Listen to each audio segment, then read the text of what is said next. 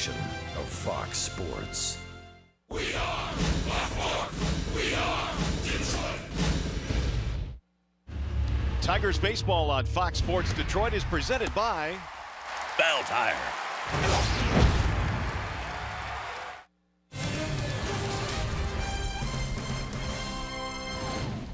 Well, I'm here to tell you that Justin Upton is absolutely red hot. Upton homered in the ball game again last night, and J-Up has gone deep now in 3 consecutive games. We'll see if he can keep that hot bat going again here this afternoon. Great day for baseball. Welcome to Baltimore. It is the final game in the series featuring the Tigers and the Baltimore Orioles.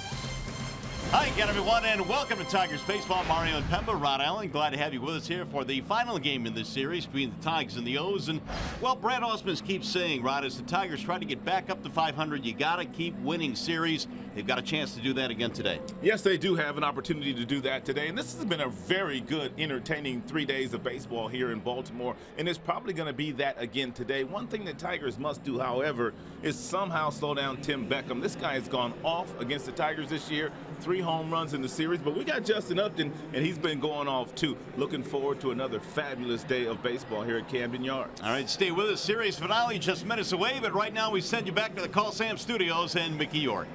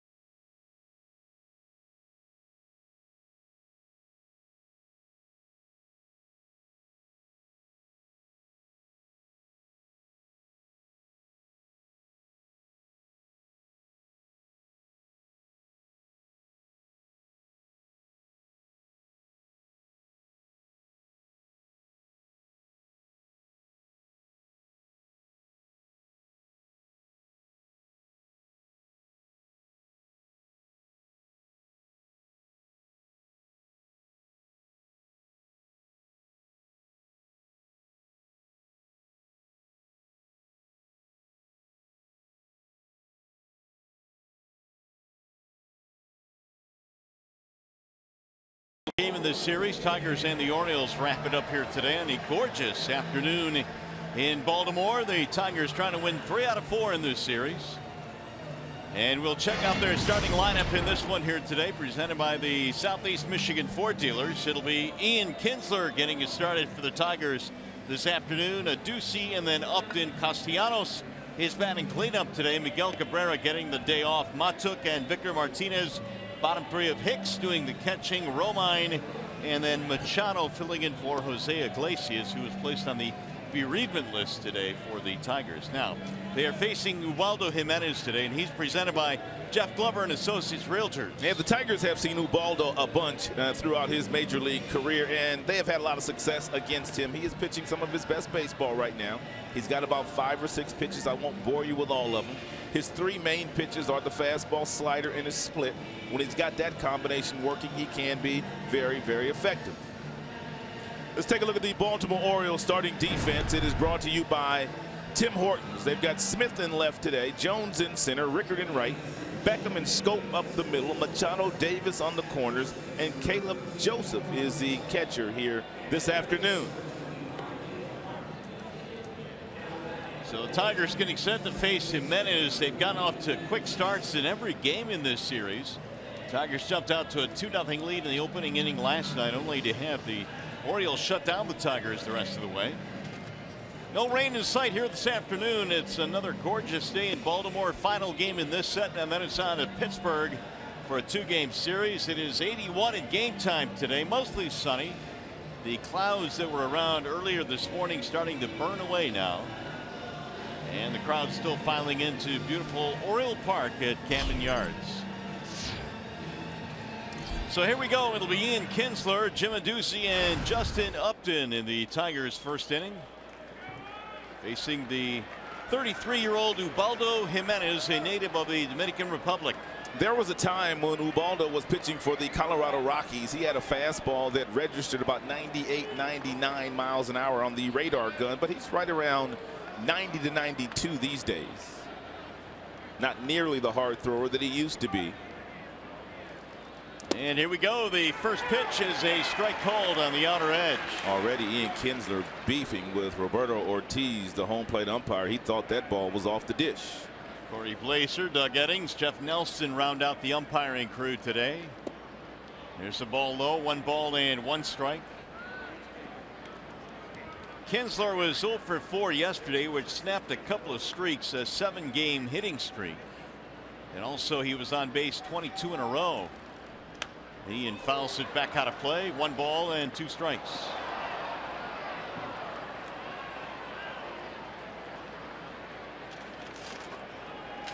Kinsler in the series 2 out of 11. 242 average for the year. Now the 1-2. High, ball 2. It's not often you see a catcher with the signal wiggling the finger asking for a 2-seam fastball, but asking for the 2-seam fastball upstairs. That's exactly what Joseph did on the previous pitch. He pokes it down the right field line, a fair ball. This is going to be a double for Kinsler. Rickard will dig it up. Ian starts things off with a bloop double on a check swing. Ian fooled on the pitch, is off the dish about 3 to 4 inches, but somehow sticks his bat out there and he finds some grass right in between the right field line, and he gets himself a stand-up double. Way to go, Ian. That'll bring up Jim Ducey. Tigers have scored early and often on this road trip, and they're looking to do the exact same thing here today against Baltimore. Last 4 straight games the Tigers have scored in the first inning. Now they're going to appeal at first base, saying he missed the bag, and giving the safe signal down there was Corey Blaser. You know, one of the things that we have talked at length about Ducey since coming up from the minor leagues is how well he uses left field. But this time, however, he'll be trying to pull the ball toward the second baseman or the first baseman, or try to get a hit in the right field. And reason for that, you've got a runner on second base with nobody out. You have to get him over to third base to set the table for Justin Upton, who Buck Showalter probably will walk.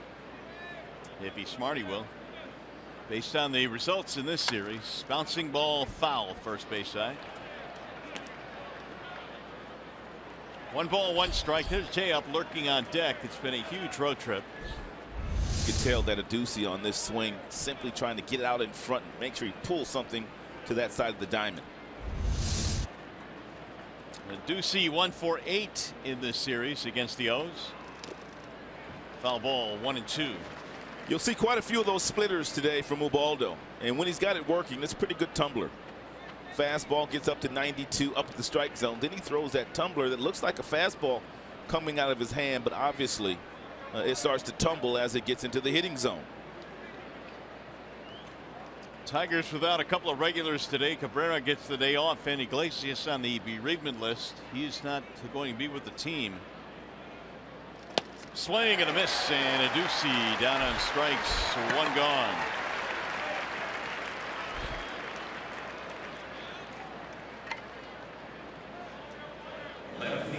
Here's the scouting report on Ubaldo. In 159 opponent's batting average on his slider, that would be right-handers. He also likes to throw over to first base quite a bit. He's got pretty quick feet. You see the usage with the fastball and the slider, and the splitter change down at the bottom. He likes the slider, fastball, and the splitter, not so much the curveball. Interesting to see how they pitch to Upton here. And Jay Up looks at a strike at the top of the zone, 0-1. And Justin has been hitting the ball all around the ballpark. It's really no part of the ballpark that has been safe against Jay Up lately. 21 homers, majority to the left, but he's gone to center field a few times and right field a couple of times. Right back up the middle on a slow roller. Scope on the backhand. Quick throw is in time. That is a dandy play by the Orioles second baseman. That is one thing that we have seen a lot of in this very entertaining 3-game series, now being the 4th game. Both teams have really flashed a lot of levels. They've all made some very nice plays. Scope surrounds that ball, and he has plenty of arm strength and to throw Jay Up out at first base. As a matter of fact, Scope has a shortstop's arm. He is a former shortstop.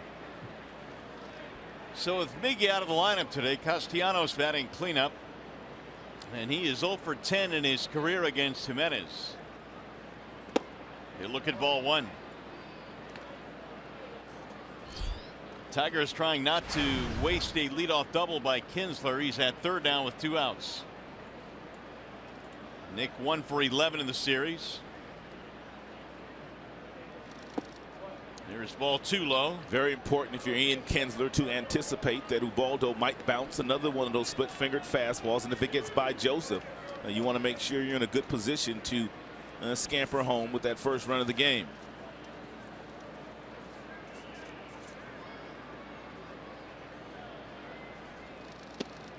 Outside, ball 3. Looks like Ubaldo wants no part of Castellanos, even though Castellanos is 0 for 10 in his career against Jimenez.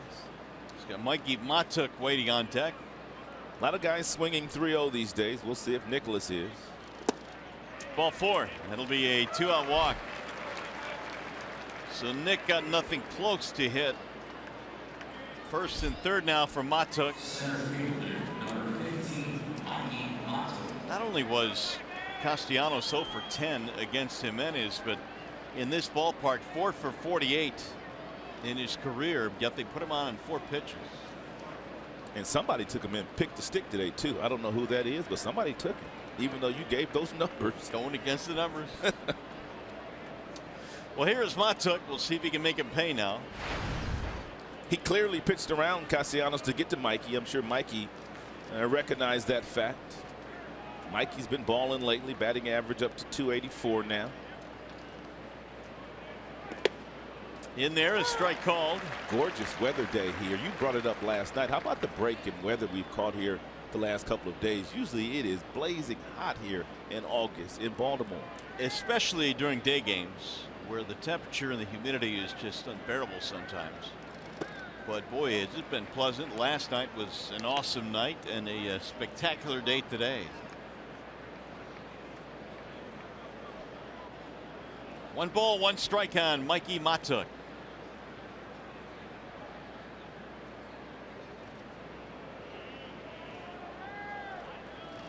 Swing and a miss out in front. And the count now 1-2. Yeah, there's that splitter. And we told you that Ubaldo will go a couple different ways. Up top, or down low. That was a really good look at it. Now Jimenez, one pitch away from getting out of the first inning jam.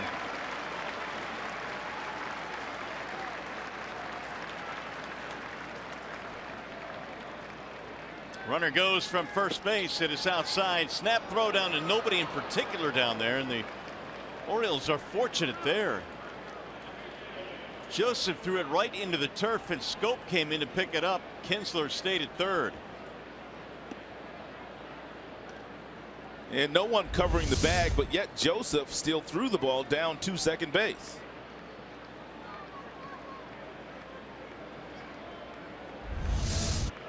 So now it's second and third.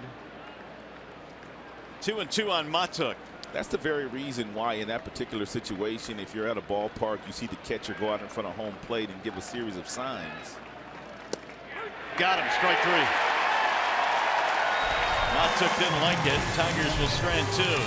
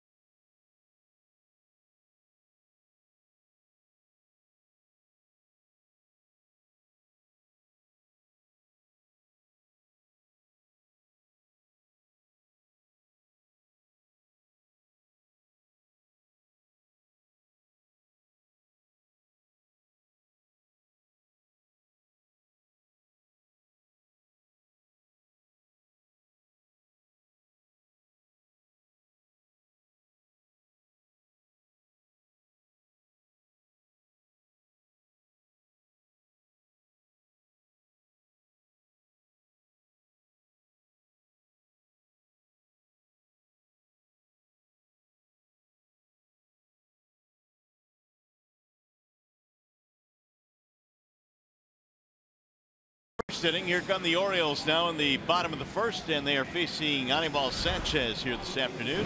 He is presented by Family Heating, Cooling, and Electrical. And Sanchez notched his third one of the season in his last start on Tuesday at New York against the Yankees in Yankee Stadium. Very hostile environment, but one of the better games Anibal has pitched this season. He needs to be as good as he was 5 days ago. Adam Jones will get things started for the Orioles. Sanchez will go to work here in the home half of the first inning in the series finale.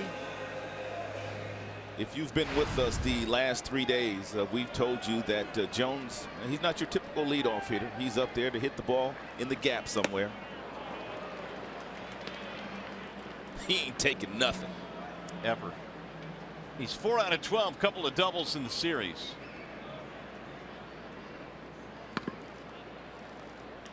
Ground ball third base side. Castellanos on the backhand. Jones is out, one gone. Here is the rest of the Orioles lineup presented today by your Metro Detroit Chevy dealers. You saw Jones bounce out. Manny Machado coming up next, then Jonathan Scope. Davis is cleaning up. Mancini, the DH. Beckham is the shortstop. Smith, Joseph, and Rickard rounding it out. Rickard not good numbers this year against the Tigers. He is struggling. Machado digs in now. Manny 3 out of 12, a homer in the series.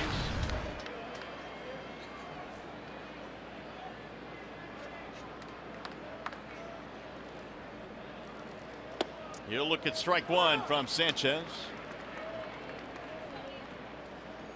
Three-time All-Star Manny Machado did not make it this year. Ball low. This is probably the year that he really wanted to make it. The All-Star game was in his hometown of Miami. He did have a chance to go down and take part in the festivities, but obviously did not play. There's the ball inside. 2 balls and 1 strike. And Sanchez not afraid to throw his changeup or his breaking ball in a fastball count, especially to a good fastball hitter like Machado. There's that change piece. Changeup has been a very effective pitch for Sanchez since coming back up from the minors when he went down there to get stretched out to become a starter.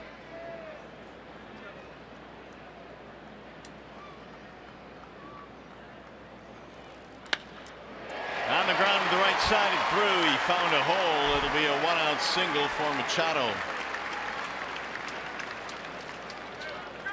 And while we have a moment, I'll set the Tigers defensive alignment for you. Upton, Montook, Adduci in the outfield. Castellanos, Machado, Kinsler, Romine in the infield. Third start at first base for Romine. Machado was a late addition. Jose Iglesias is on the bereavement list, and he could be gone from 3 to 7 days. Tigers did not make a roster move yet. They would not have been able to get a player here in time for this game, so they'll have a 25th man on their roster tomorrow when they get to Pittsburgh. 2 games set there, then they come home to play the Pirates for a pair. Jonathan Scope stands in, fouling it off 0-1. Scope 3 out of 11, 2 doubles in this series, and having a monster year. 80 RBIs, leads his ball club. His ranks for second baseman, really not many better in the power department, driving in runs, on base percentage / slugging percentage. Scope's been one of the best. Swinging a high fly ball to left field. That ball is way back to the wall. Upton looks up and it's gone. Jonathan Scope with a 2-run bomb in the first inning, and the Orioles jump in the lead.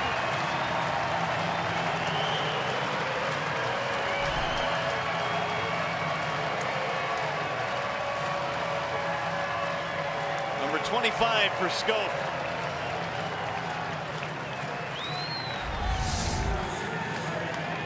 It's a hanging breaking ball thrown by Anibal Sanchez at the top of the strike zone at 81 miles an hour. And the exit velocity, not real big on this swing, but he had a really nice launch angle, and that allowed the ball to carry out of the ballpark. 2-0 Orioles have the lead. Sanchez allowing his 15th home run of the year. The 0-1 is high to Chris Davis. Of his 15 homers, 13 of them have been at least 2-run shots, so he's not giving up a lot of solo shots. Usually he's giving up homers with men on base. And that the past couple of years has been an issue for Anibal, all the home runs. But Scope took a hanging breaking ball right at the letters and sent it into the seats and left. There's a drive in the air to right center field. That ball is hit well. Montook going back to the wall, and it's gone. Back-to-back home runs for the Orioles. Yeah, for the most part, they've been able to keep Crush Davis quiet in the series, but he gets loose here today. That is his first hit in the series. And whatever the game plan was coming in for Hicks, who's catching Anibal today, they must flip the script immediately.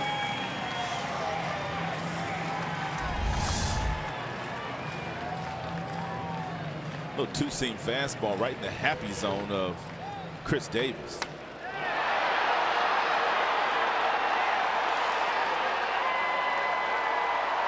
Number 18 for Davis. There's a strike called on Trey Mancini.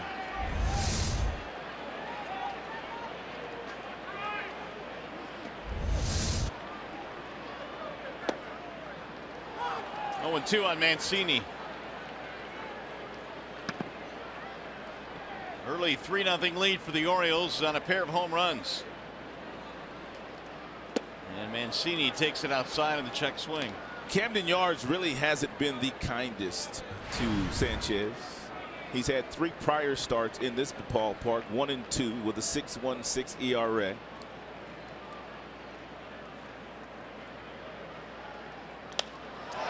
Knocked off to the air to left field. That ball is way back, and they have gone back to back to back. And belly to belly.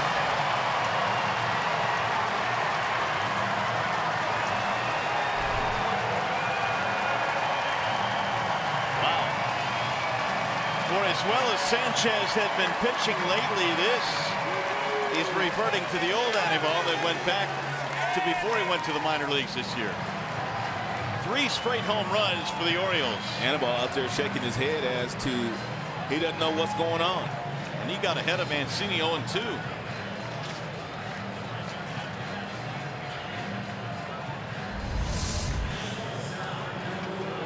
That's another fastball at the bottom of the strike zone. It's down, and Mancini goes down to get it. And the exit velocity 100 miles per hour off the rookie's bat.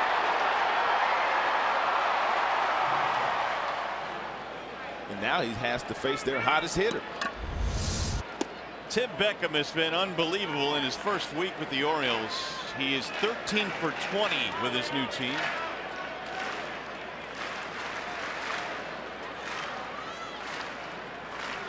First time this year the Orioles have turned that trick back to back to back.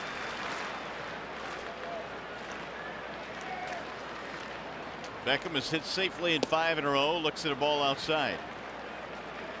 I mean, this guy hadn't been here a week and he's getting curtain calls like he did last night. He said it was special. First one of his career. And he said he enjoyed every minute of it. There's a ball hammered to left center field. Upton is on the move. He'll get to the warning track to haul that one in. They almost went 4 in a row. 2 gone.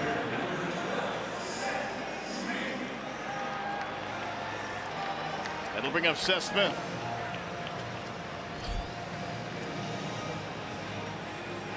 They'll shift the defense to the right side against the left-handed batting Smith.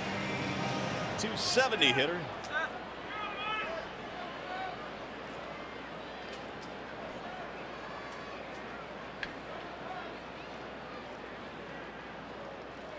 Sanchez had pitched so well in his last start against the Yankees. Earlier on this trip, he went 6 2/3 at Yankee Stadium, allowing just 2 runs to a pretty good offense. But the Orioles have hit him for 3 homers here in the first inning. Way high. 1-1.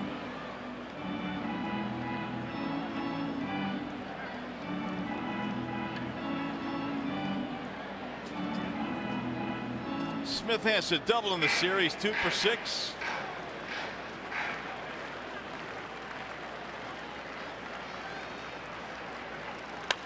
Popped up left side of the infield, shallow left field. Machado going back, and that'll end the inning. However, a big inning for the Orioles. They've got their hitting shoes on today. Scope, Davis, Mancini, all with homers. And it's 4-0 Orioles.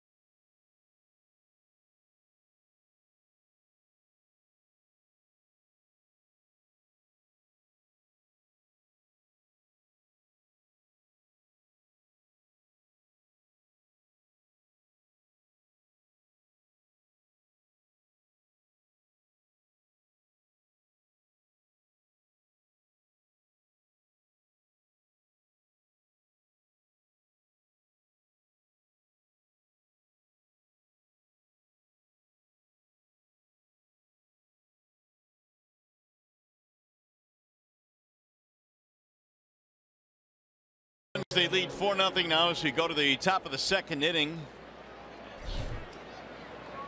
And Ubaldo Jimenez will head back to the hill facing Victor Martinez, who gets it started for the Tigers.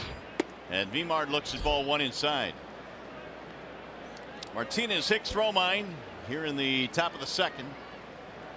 Jimenez gave up a double and a walk and a steal in the first, but the Tigers did not score. That's fouled back out of play.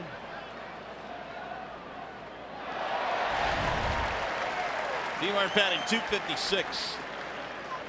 He's had a double in the series. 8 home runs on the year for Victor. The 1-1 is swung on and missed. And Vimard has had good numbers as we look at the Bernstein advantage against Ubaldo Jimenez. For Victor, over the years, the numbers are good. 4 home runs against Ubaldo. And it looks like Ubaldo pitching him at the top of the strike zone here today. Ground ball right into the shift. Scope is on the grass. Long throw for the out. One away. We bring in Johnny Kane. All right, guys, we are here with the man of the hour, John Hicks, right here, playing close to home. I'm with Mom. How are we feeling right now? He's got to be a little bit nervous here. A little bit. What about Dad? How we doing? We're trying to keep it even keel. Yeah, getting kind of used to it. Oh yeah, he's certainly putting on a show for us. I think we were looking earlier at some of his numbers. 16 hits and 24 appearances he's had with the Tigers. What do you think of your boy? How proud are you of this young man? Very, very proud of him. He seems to though kind of have a go about his business even keel. Look at that. No, bro. That's what you gotta do. That's what moms do. How about that, huh? Wait, who taught him to swing that way, Dad? I'll take the credit. I mean, his mom says she did it all the time. She says she gave him all of her talents. That's why she can't play anymore. Yeah. Well, however he's getting it done, he certainly does have a lot of talent out here. I saw we were just sitting over there with he said about 30 or 35 cousins. Yeah. Bunch. Yes. Yeah. Families in. So John, you guys grew up in Richmond? Well, right outside of Richmond, between Richmond and Charlottesville. Yeah. So how far is that drive to here? About 3 hours. 5 hours on a bad day. I know the traffic. Yeah. Through Washington, yeah. His fiancée is back there. I know we talked early in the series. We had an opportunity to talk with Justin Verlander's parents, and I know that your other son. Well, you had 3 boys, but the other son used to run around with JV. Caught him in high school. What do you think of that whole dynamic? The chances of that? Yeah. It's great that small town like Goochland, 2 of them come out of there. That's just unbelievable, really. I know the other boys couldn't be here today. One's playing this weekend, or the other one's got it on vacation? Or? Yeah. He's playing this weekend. The other one's on vacation, yeah. Well, we're glad you're here. Yes, very glad. All right. Well, we're going to continue to hang out with the Hicks family for a little bit. But, yeah, about 30 of the cousins and aunts and everybody hanging out. Sister right over here. Fiancé is over here. All right. Well, Leslie, the fiancé, is here. So everybody's here. Oh, yeah. All right. Well, enjoy the game. And hopefully we can get going here and we'll get to stretch a few runs and we'll get out of here with a victory. All right. Thank you, guys. All right, Johnny. Well, I'll tell you what, it is kind of incredible when you think about an area like Goochland was, as Richard Verlander, Justin's dad, the other night said, a very rural area. To have 2 guys get to the big leagues out of that area is kind of pretty amazing. It is. And one of them, of course, Justin winning a Cy Young and MVP. John Hicks singling with his family in attendance here. The Tigers have 1 on, 1 out here in the second. Romine slaps one to left field. That's going to drop, base hit. 2 on and 1 out. So the Tigers trying to answer the 4-run first by the Orioles. Tigers have seen some pitchers in this particular series that have had trouble in the very first inning. Tillman would be one of those, but Ubaldo, he has trouble in the second inning. In the 17 starts, he's given up 22 runs, and the Tigers are threatening here in the second. Well, Just wonder how those numbers shake out that way. I could see the first inning where maybe you're just trying to get still accustomed to the mound and to game conditions. There's a ball low to Machado. And don't think for one moment it's not in the back of his mind the fact that he has struggled in the second inning. Tigers could get right back in this game. Machado not scheduled to start today, was thrown in there at the last second. And he can do some damage here. He's ahead of the count 2-0. If you missed the announcement earlier, Jose Iglesias not with the team on the bereavement list. And so Machado playing short. And he'll look at a strike, 2-1. The way the ball's flying out of here today, Machado's got a chance of hitting one out of here if he gets a fastball up in the strike zone. First big league home run was back home in July against the Giants. Just outside, 3 balls and 1 strike. Every single pitch to Dixon Machado on the outside part of the plate. Same way that he's pitched most of the right-handers. Not many heaters in. Bouncing ball to short. They'll go to second, 1 relay to first. Is a double play. 6-4-3 to end the threat.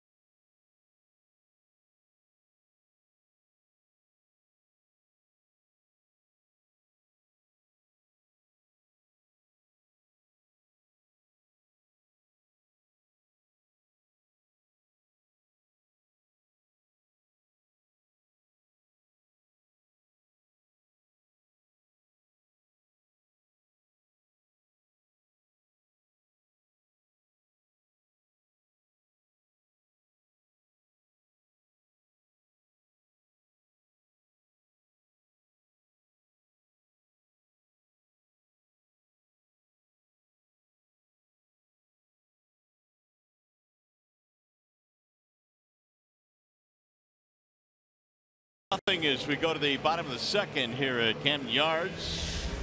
And stay tuned to Tigers Live following the game. We'll select the Fox Sports Detroit Tigers player of the game. Presented by McDonald's. Stop by for your breakfast favorites. Now being served all day. Sanchez back to work now, and Caleb Joseph leads it off. Hannibal looking for a much more smooth experience here in the second. He gave up back-to-back homers in the first.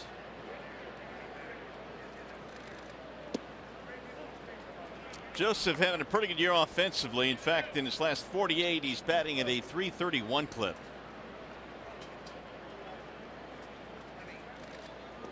Just so used to coming to Baltimore and seeing Matt Wieters manning home plate, and he was here until this year when he left for the National League. Yep. Orioles, though, have filled in nicely with a couple of different pieces. Joseph, Wellington Castillo's had a big year against the Tigers pitching. Yeah, their catching tandem has been outstanding. .290. Best in the American League. Swing and a miss. Joseph out of there and strikes 1, gone in the second. First strikeout of the ball game for Sanchez.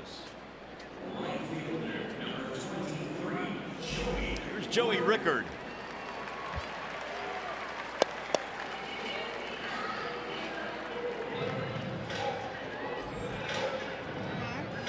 Rickard is only 1 for 12 in the series. But he had a big hit last night, an RBI double in the 8th, which extended the Orioles lead to 5-2. And then Zach Britton came on and did the rest. That almost hit him. Looked like Rickard was trying to get hit. Yeah, he did turn that left shoulder in there.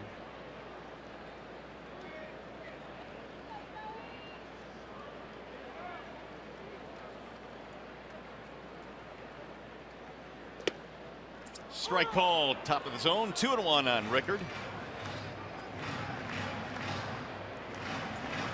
241 batting average.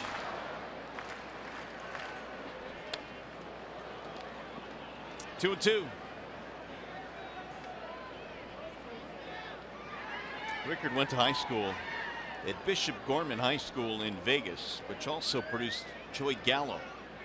The guy is hitting home runs about 500 feet for the Rangers. Slap to right field, but foul.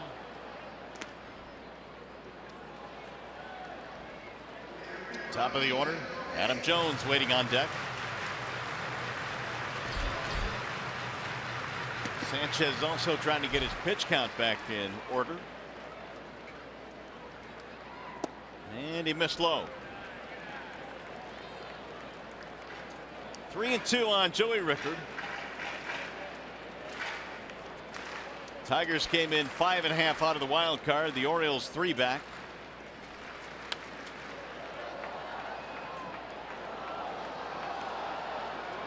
Kansas City playing a doubleheader today. They put Salvador Perez on the disabled list yesterday. I saw that. It's probably that same injury that he had when he was at Comerica Park when he had to leave the ball game. Tried to play through it.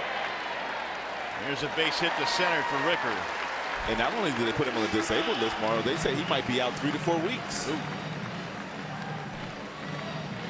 Injuries all over the place. Felix Hernandez placed on the DL. Of course, the Tigers put Michael Fulmer on the DL. And sometimes injuries like that can reshape the pennant race. Yeah, that's a true statement. There's Michael Fulmer. KC now has fallen 3 behind the pace against Cleveland. Again, they've got a doubleheader today. The Indians are hosting the Yankees. Here is Jones. Runner goes. He shows bunt, takes a strike, throw down into center field. Rickard gets up. He'll go to third. And he is in standing up. Stolen base, E2. That is something that Baltimore does not do a lot of. They do not steal a lot of bases. That's just the 6th of the season for Rickard. But Rickard had an outstanding jump, and Hicks probably shouldn't have even thrown the ball down there, because a lot of times when you rush your throw, your arm drops, and that's when that ball kind of tails past the second baseman. And Hicks probably knows about right now, I should have eaten that one and not even thrown it down there. He was not going to throw Rickard out with that jump that Rickard got. You could see on that replay how the arm angle just dipped low. Yeah, you see that a lot when catchers rush their throw. Arm never catches up. Tigers infield coming in now with the runner at third, 1 out. Jones trying to drive him in. Fouled away. Here's one more look at the Hicks throw. He knows about now it's a great jump, but watch where he releases this ball from. That angle causes that ball to tail off those 2 fingertips because he's not on top of it, and that's why he threw that ball into center field.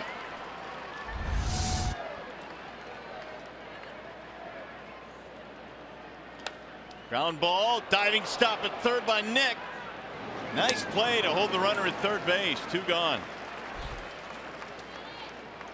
So Jones unable to get him in. Adam Jones is a dead pull hitter anyway, and that's the 2nd time today he has grounded out to Castellanos, who laid down for that one. Not much of a dive, but he picked it.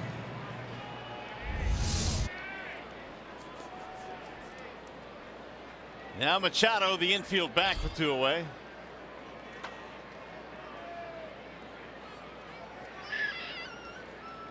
Manny singled, scored a run in the 1st inning. And he shoots this one to right field. Ball is hit well. Adduci is on the run. Not going to get it. Up against the wall. A run will score, and Machado will go to second with a 2-out RBI double. Manny Machado had a slow first half of the season by his standards after finishing 4th in the MVP race in the American League last year, but he's been hot the second half of the season. Jumps on that first pitch from Sanchez up in the strike zone and drives it over Adduci's head. Nothing Adduci could do. It's a fastball that's right around the belt buckle. Good swing by Manny.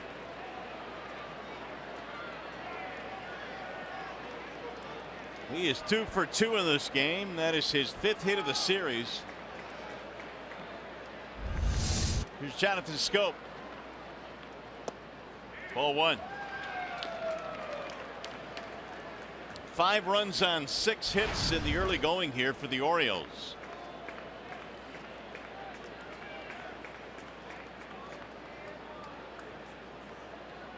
Scope a 2-run shot.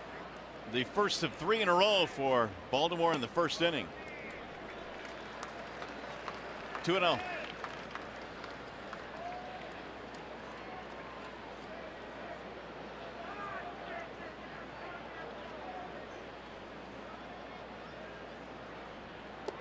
Ball 3. And you can see the location of all 3 of those pitches to Scope, and pretty much that's where he's pitched their entire lineup, away, away, away.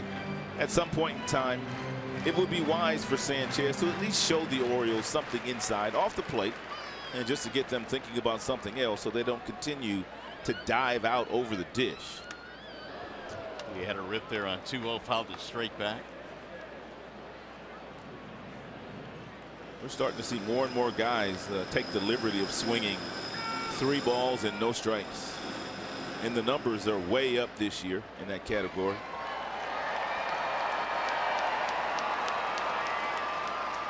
Swing and a miss.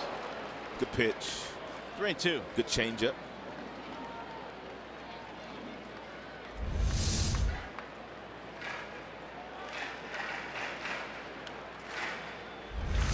He had Scope out in front. Swung out of his shoes. Swing and a miss again. Struck him out. Back-to-back changeups to end the inning, but the Orioles get another run.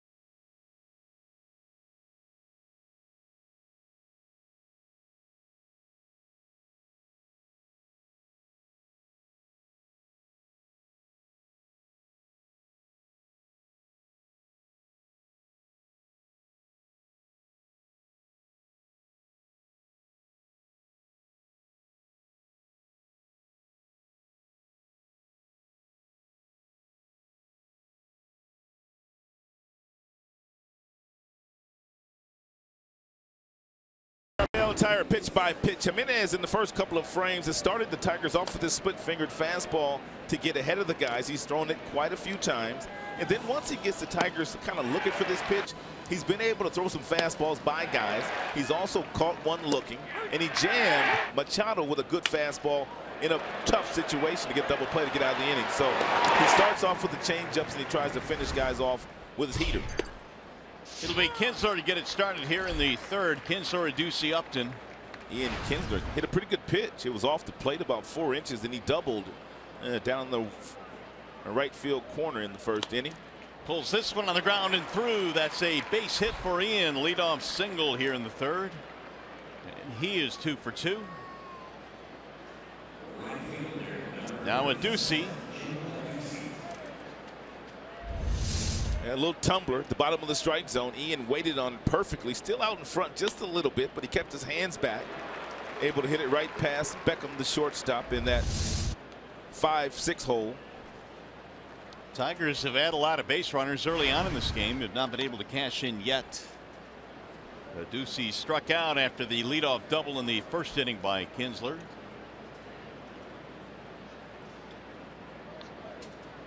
Swing and a miss, 0-1. And there's that splitter once again to get ahead.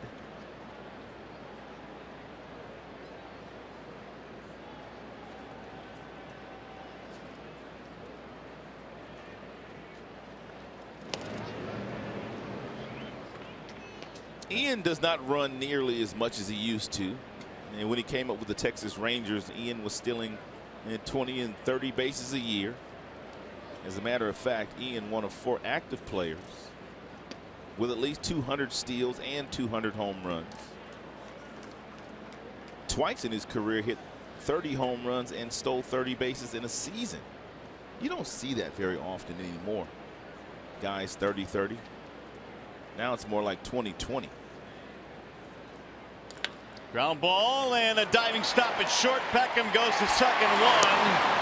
They will get the force on a great play by Tim Beckham, who is doing everything these days. Beckham was even going to his left when the ball was made contact with off the bat of a Ducey, and then somehow able to redirect and get back with a diving play to at least get the force out at second base. A lot of range for the athletic shortstop Tim Beckham. I mean, you could see he froze momentarily and went to the left, but still enough range to make a play. Jonathan Scope's got a hose, doesn't he? Yeah, he Second does. baseman. He really does. Man, does he have a strong arm. His arm is as strong as Robinson Cano's. You can tell when he's off balance, he still gets a lot behind the throw. Here's Upton. J-Up bounced out his first time up. Ball 1. The way J-Up is swinging the bat right now, I don't know if Ubaldo has enough tricks in his bag to get him out really consistently.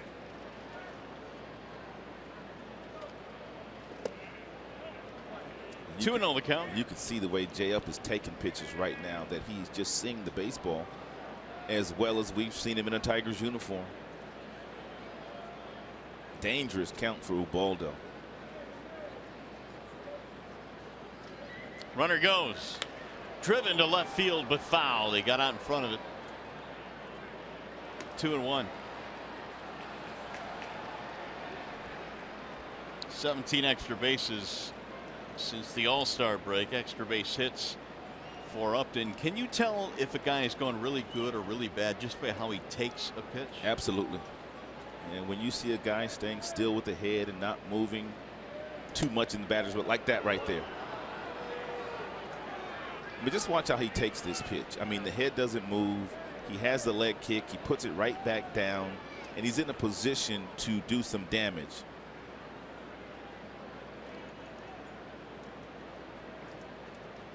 Runner goes again on 3-1. It's ball 4. Upton gets a walk, and there are 2 men on.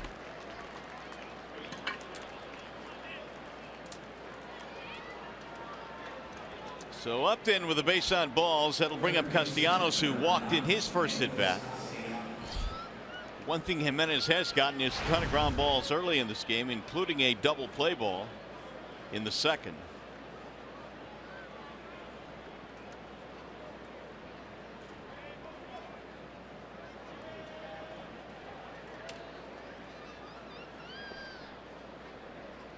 And Nick looks at a strike, 0-1.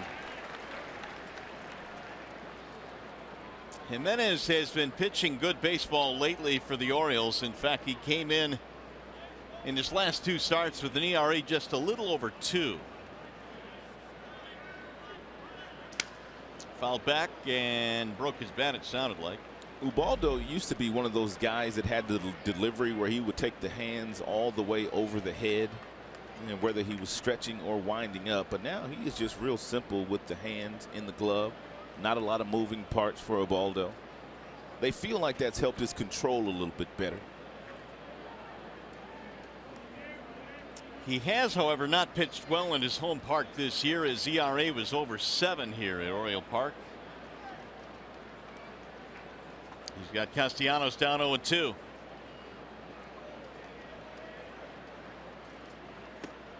Thought about it, did not go. We talk about guys' mechanics these days, just real simple these days for Ubaldo.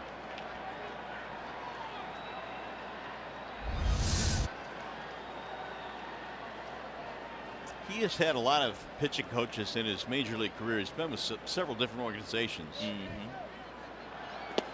That's outside. And, you know, when you have a guy that wins 19 games like he did, finished in the top 5 in the Cy Young voting in his days with the Rockies, and then he hits a few bumps in the road, I think most pitching coaches think we can get him back to where he was. Right. Everybody feels like they can fix him.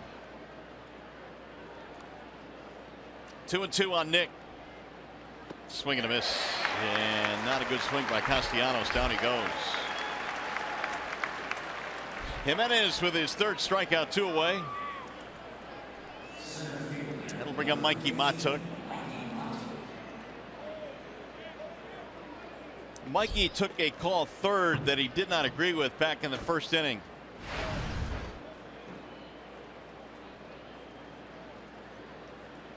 And he has been on base in 19 of his last 20 games.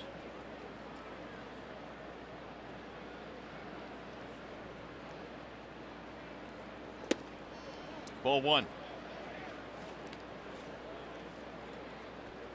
It's funny how positions sometimes turn into positions in flux and others kind of work themselves out. Center field has worked itself out now with Matuk. It has. At the beginning of the year, the Tigers were rifling through center fielders. Yeah, they were hoping that Jones, who was the starting center fielder when the season began, although very young, they were hoping that he could keep his head above water and man that position, which would have given them a nice little athletic young player, high energy guy. But Matuk has provided that.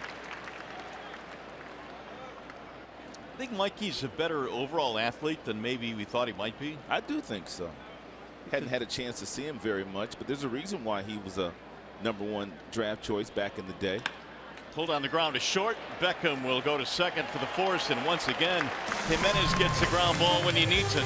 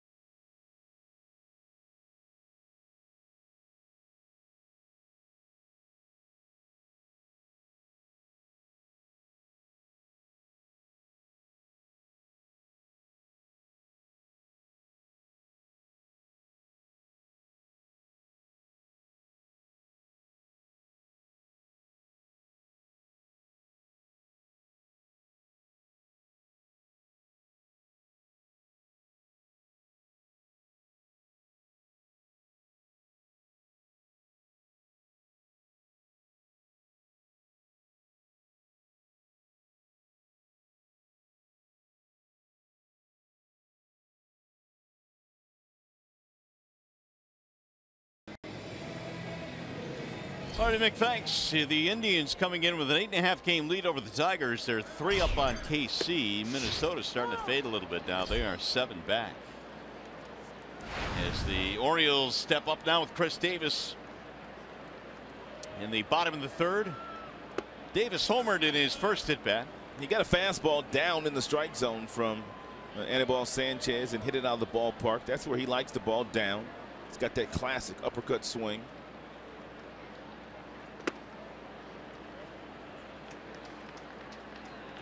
The home run by Davis was his 18th of the year. And Sanchez pitching him up in the zone this time around.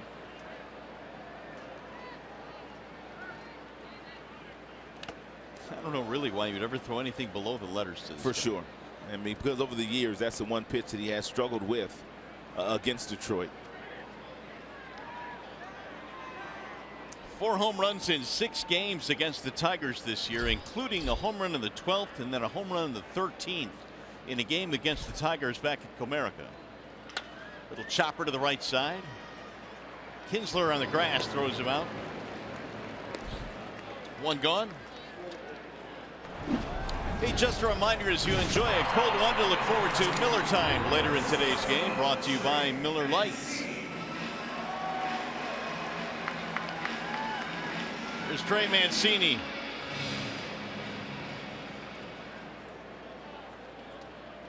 Solo shot in the first. The final of 3 straight home runs by the O's in the first inning.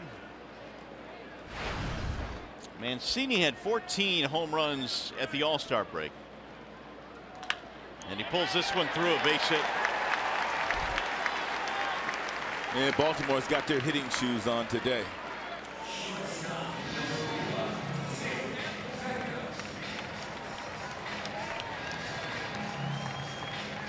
Here's Beckham. Here are the most dependable players. Brought to you by Chevy, and Tim Beckham has been extremely dependable since the trade that brought him over from Tampa Bay. He is now one of 6 players with 4 or more home runs against the Tigers on the season. We just told you Chris Davis also one of those. I would not have believed Beckham would have been one. Nope, he had a homer against the Tigers earlier this year when he was playing for Tampa. I believe he got Michael Fulmer, didn't he? He did, as a matter of fact. Yes, he did. It was a slider. The only mistake that he made that day. How do you remember that? I mean, I can remember some baseball. I can't remember anything else, but baseball, I can remember some baseball stuff. What'd you have for breakfast? Can't remember. I had some scrambled eggs today. I remember that too. That's too close. Now ask me what I had yesterday, and I probably couldn't tell you. The 1-0 is a strike call, 1-1. If you weren't with us yesterday, we told you this young man, Beckham, is turning into a really nice story. A #1 overall pick in 2008. And it's pretty much taken him a decade to really realize the talent that so many scouts thought he had when he came out of high school in Georgia. Chopped slowly toward third. Castellanos running scoop. Nice play, and Beckham out at first base, advanced the runner.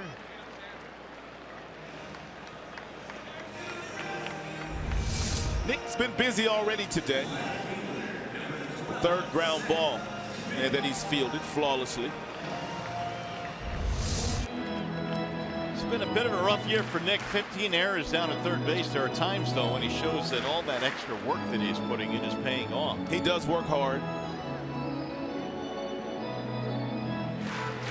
He's made a diving play off to his right here today. That play with a running scoop. Here's Smith now trying to get a run in with 2 outs. Anibal should be careful with Smith. There's a right-handed batter in the on-deck circle. He's got an open base. Ball 1.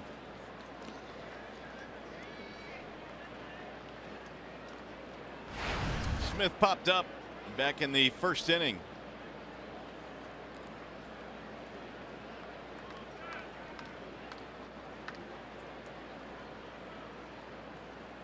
That floats up high. 2-0 on Smith, who does have power. In fact, 7 separate seasons of 10 or more homers. Now they're going to walk him here. The count going 2-0. So the intentional walk will bring up Caleb Joseph. It's a good call. You don't want the left-hander to beat you there. You're trailing by 5 already. You can't give them any more gift runs.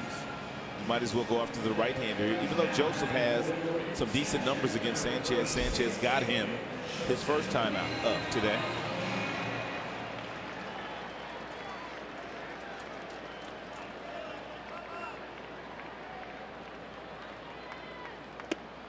Ball 1 high.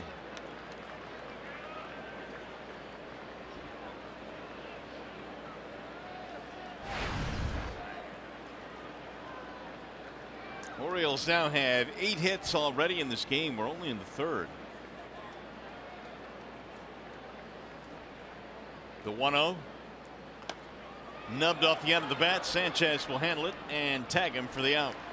Inning over, no runs, 2 left.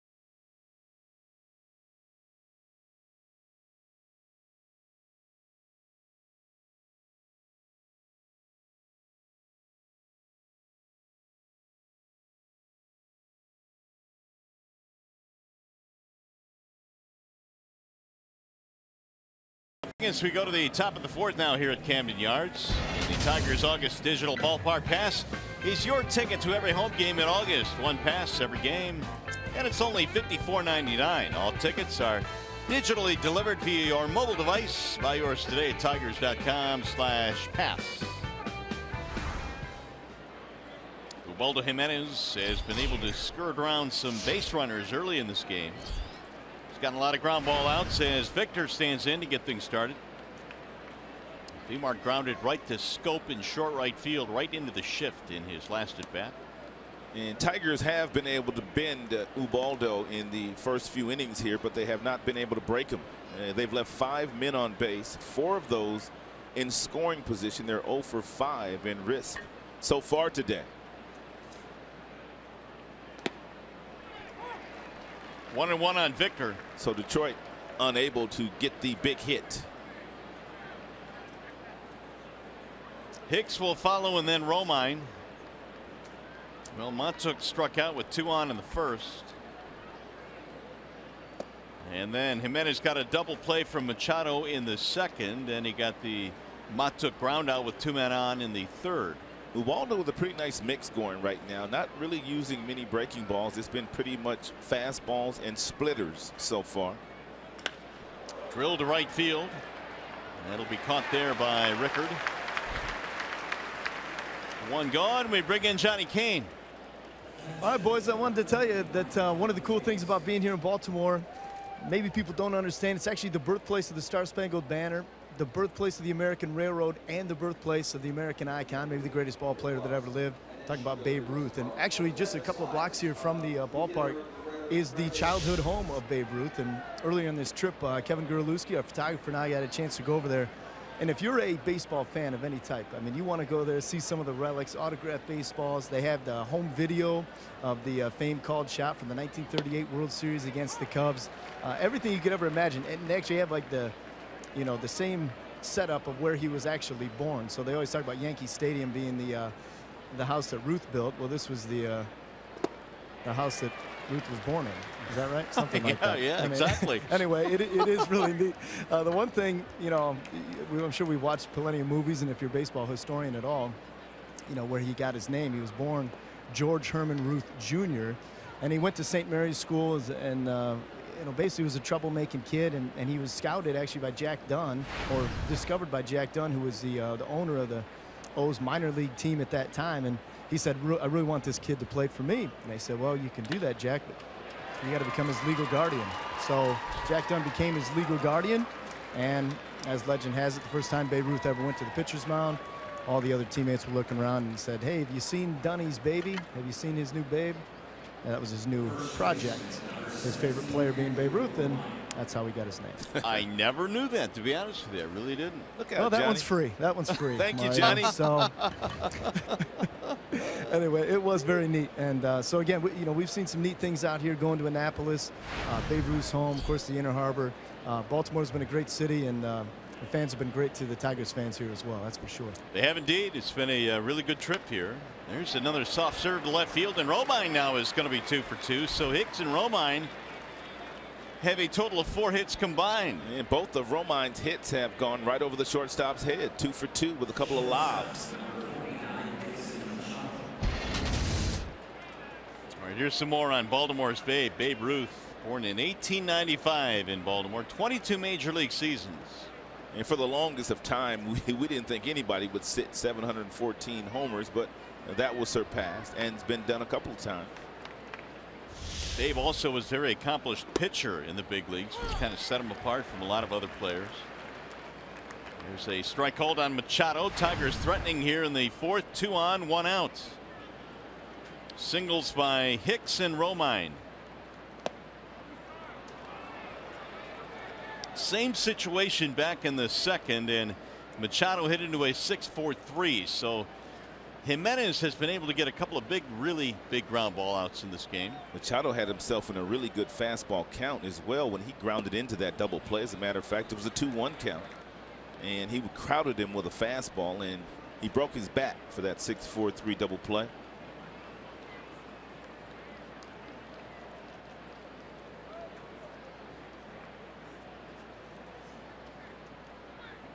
Dixon looks at a strike, and now it evens at 2-2.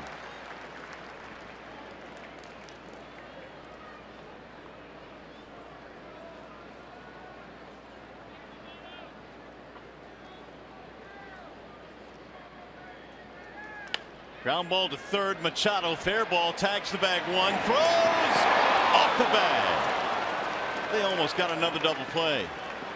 Manny a little off balance when he got to the bag. I think he kind of lost his footing, and he has a very strong arm, but the throw wasn't very accurate, and Davis had to come off the bag. And we saw Manny Machado start a 5-4-3 double play just like this a couple of days ago, but he hit that bag with his right foot, and then he threw wildly. Excuse me, that was a triple play a couple of days ago. So that'll keep the inning going, and a chance now for Kinsler. And then it's still getting ground balls. Ian's had a big day so far, single double.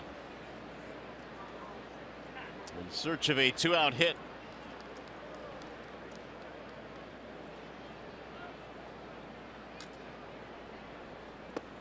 Ball 1.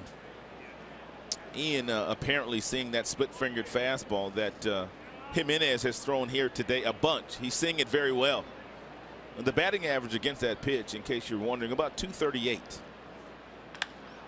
Hammer to the air to left center field. Jones on the run, still going, and Adam Jones runs it down. No runs, 2 hits, 2 left.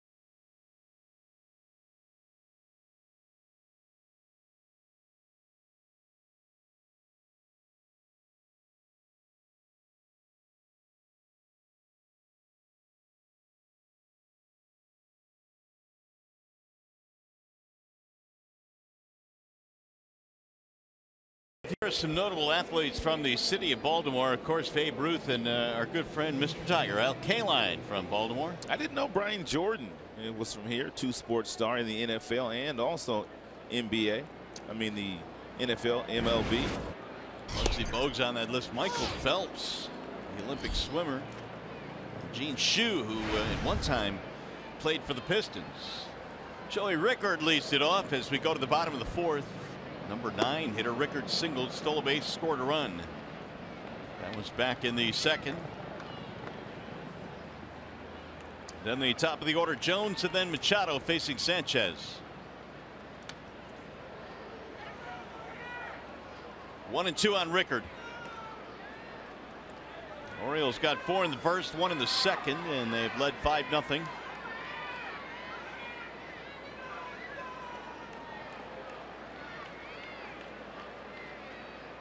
Here's the 1-2.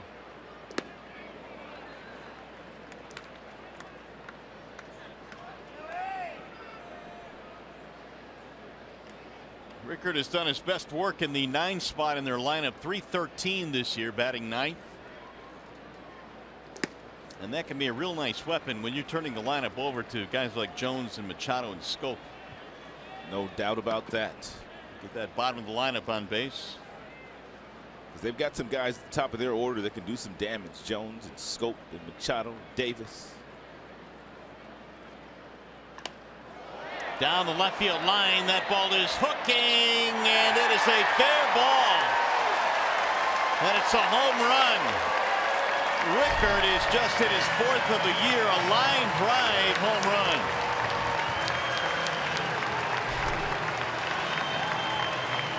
That is the 4th home run allowed by Sanchez in this game.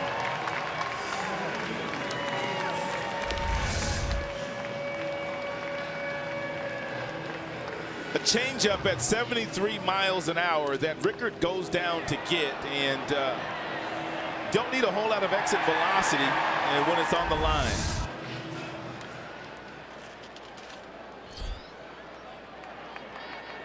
Here's Adam Jones. 0-1.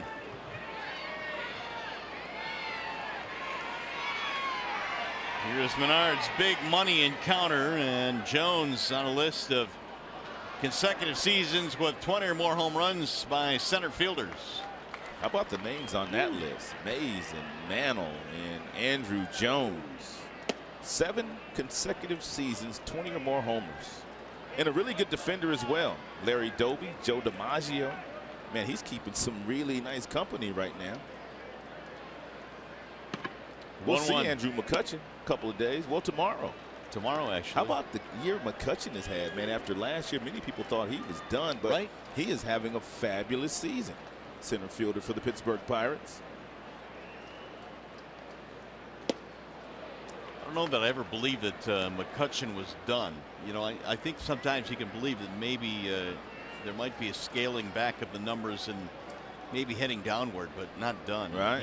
He is rebounding. Adam Jones twisted that left ankle on that swing. You can see it turn over. Trying to shake it out now. He's a Deadpool hitter, and he wears that protective device because he hits a lot of balls. Right off his instep on that left leg. Buck Showalter watching his talented center fielder. You think Jones' skill set kind of gets lost in a day and age where everybody is paying really close attention to analytics, because he doesn't grade out that well from an analytics standpoint, but we just told you 7 straight years, 20 or more, Gold Glove defense in center field, plays every day, but yet a lot of guys getting a lot more attention in center field than Jones these days.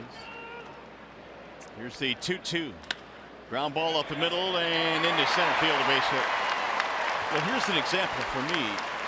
Who's gotten more attention the last couple of years, Kevin Kiermaier or Adam Jones? Kevin Kiermaier. Now, who would you rather have on your team? Adam Jones, all day, every day. And that pretty much sums it up, I think. So, yeah, I would agree with you. I think he's kind of overlooked. I mean, that ball that he ran down in the gap to end that inning by Ian Kinsler, that was a really good play. He made it look simple, though. And now Chad Bell going to start to warm up for the Tigers. Yeah, Adam doesn't run much these days either, but the way that Sanchez gets the ball to the plate, he might be running.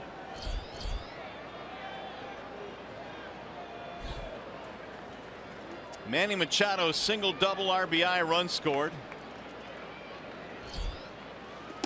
Big swing 0-1. Orioles already have 9 hits. 4 of them homers. And we are only in the 4th inning. So 5 of the 9 hits have gone for extra bases today for Baltimore against Anibal. Driven to center field deep to the wall. Leaping try. It's gone. Manny Machado has just hit the 5th home run of the day for the Orioles. And there was nothing cheap about it.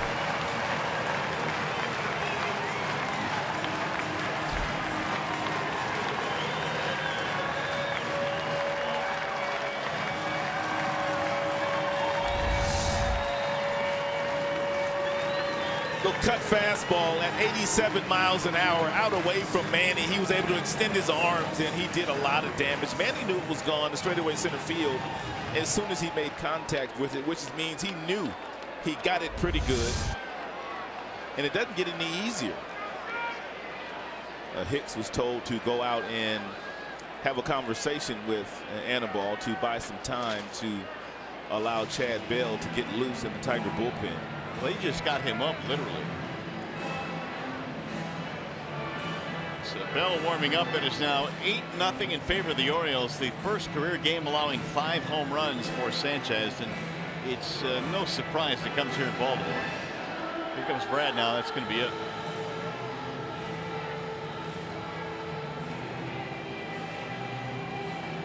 A 5-homer game for Baltimore. And we'll step aside. Wall side windows pitching change here in Baltimore.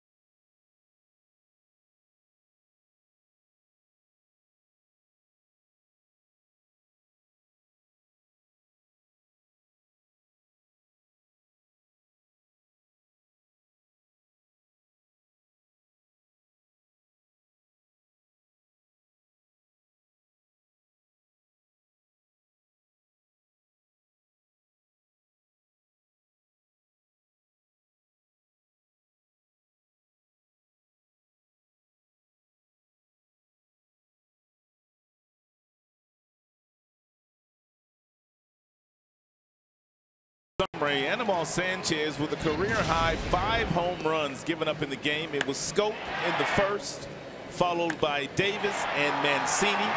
That got them a 4-run lead in the first frame, and now in the 4th inning, the number 9 hitter, Rickard, plays long ball along with Manny Machado. So Anibal Sanchez today just didn't have it in a mixture of fastballs down in the strike zone and also breaking balls. He was not fooling this team today. So the Orioles onslaught continues and ends the day for Sanchez. And the home run by Machado was the final blow. Chad Bell comes on now and delivers ball 1 to Jonathan Scope. Sanchez out of the game after 3+3 batters. He was not able to record an out in this inning. There's a strike call.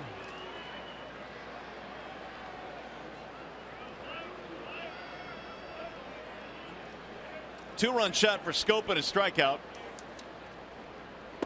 And Scope looks at a ball low. Chad Bell now is out of the Tigers' pen. And Bell pitching in his 16th game, 27 strikeouts, 13 walks, league hitting .266 against Chad. And Bell has a fastball that will top out at about 96 miles an hour. Average heater about 93. He likes his slider about 19% of the time. He's got a curveball and a changeup, so he's got all 4 pitches. Slicing to right field, foul.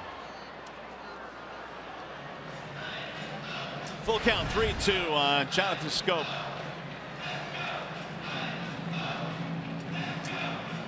Who now has 54 extra base hits this year. Chopper to the shortstop. Machado on the move. And Scope is out, 1 away. We check in now with Johnny Kane. He has more on Scope. Yeah, Mari, listen, Scope's going to set the single season mark for RBIs by a second baseman. He'll beat Roberto Alomar's 94 set back in 1996. He's also on pace for 36 home runs. But when you watch him play, he plays with a huge smile on his face. And I asked him, what do you bring to the clubhouse? You always have that infectious smile. What do you hope to carry over? He said, you know what, to be honest with you, I've never really had a bad day. Even if I feel like I'm having a bad day, I can't show it once I step out on the field. He said, listen, the game of baseball will humble you. You may go, 4 for 4 one night, 0 for 4 the next day. He said, I might be going through a little bit of a struggle, but there are other people out there struggling just to get something to eat. So, yeah, it's a guy who's got a pretty good, firm grasp on reality. 25-year-old rising superstar in this game, but he comes out there, plays with a big smile, and certainly has endeared himself to the fans of Baltimore. Pretty grounded, to be sure. You don't ever hear a 25-year-old kid saying they've never really had a bad day. So that's one of the reasons why Scope having a great year.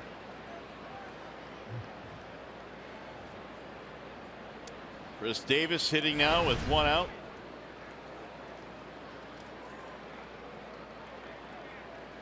Swing and a miss, and down he goes. So Bell records 2 quick outs here. It'll bring up Trey Mancini. There's Mark Trumbo, who's on the disabled list currently. He was taking some batting practice yesterday, and looks like he's getting pretty close to coming back. As if this offense needs more help. Yeah, he has tremendous power. 40 homers last year for Trumbo. J.J. Hardy as well, and those 2 guys headed back soon for the Orioles, it appears. A couple of former All-Stars. But when you look at it, we kind of chatted about this last night. The way Beckham has played, Buck has already said that J.J. Hardy will resume his shortstop position. I'm sure that Buck will find somewhere for Beckham to play, and the way that he's been going. And we also talked about the fact that Beckham also provides the Baltimore Orioles organization with an insurance policy if Manny Machado, their talented third baseman, leaves as a free agent after next season, which many believe he will. Mancini, the batter, homer and a single in this game.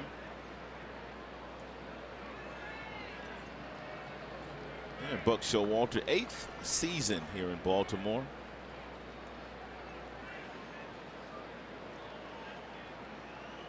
Swing and a miss, tied him up. So Bell comes out of the bullpen, gets 3 outs, 2 of them via the strikeout.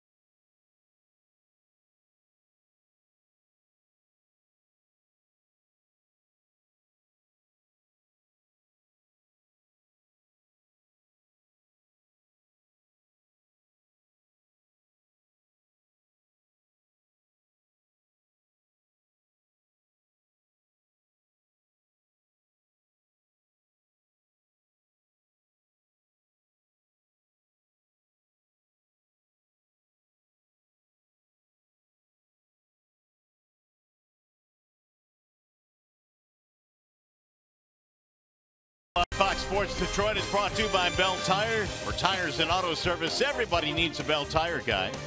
And by Chevrolet. Go for thrilling drives and deals at the Chevy Summer Drive. Chevrolet, find new roads. Now that's a hot dog there. Except it has ketchup on it. Little mustard, little relish, and some ketchup. No. There's a strike called on Jim Adduci. That controversy will rage until the end of time. You know it. Does ketchup belong on a hot dog? And Adduci takes inside. 1 ball, 1 strike. Believe it or not, the Baltimore Orioles offense on 4 different times this year has gotten Ubaldo Jimenez 8 runs of support in a game. Wow. 8. 4 times this year.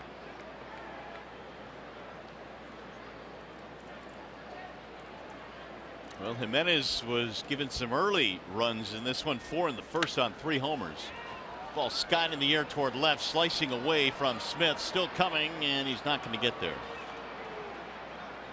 Jimenez ranks 3rd among Dominican Republic-born pitchers in strikeouts behind Irvin Santana and Bartolo Colon. So he's had a really nice career, which started in Colorado when he was a hard-throwing youngster. 6 years with the Rockies, 3 years with the Indians.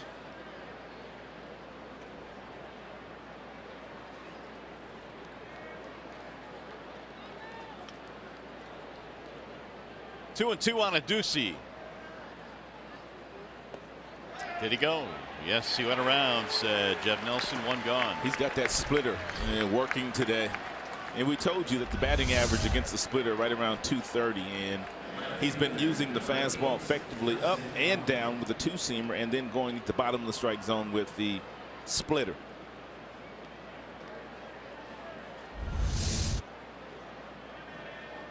Now Justin Upton, a walk and a ground out.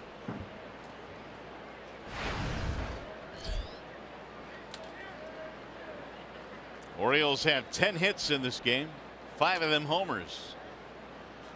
J-Up fouls it back.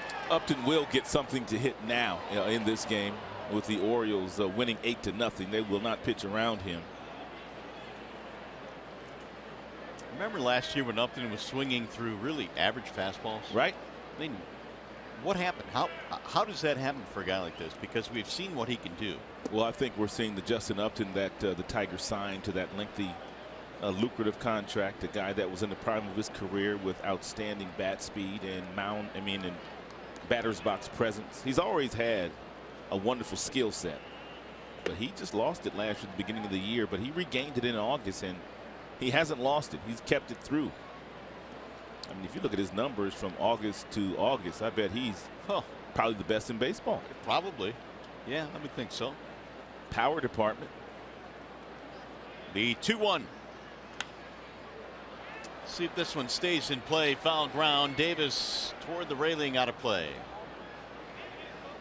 Everybody talking about the fact that J-Up has the opt-out in his contract following this year, but I think Upton likes staying in Detroit, and I think he likes the clubhouse. He likes the city. He's kind of grown accustomed to it. Now he's comfortable. That's a lot of glue to play with, too. It is. It's a lot of money to, as you say, play with. 88 million over the next several years. Not a whole lot of guys walking away from that.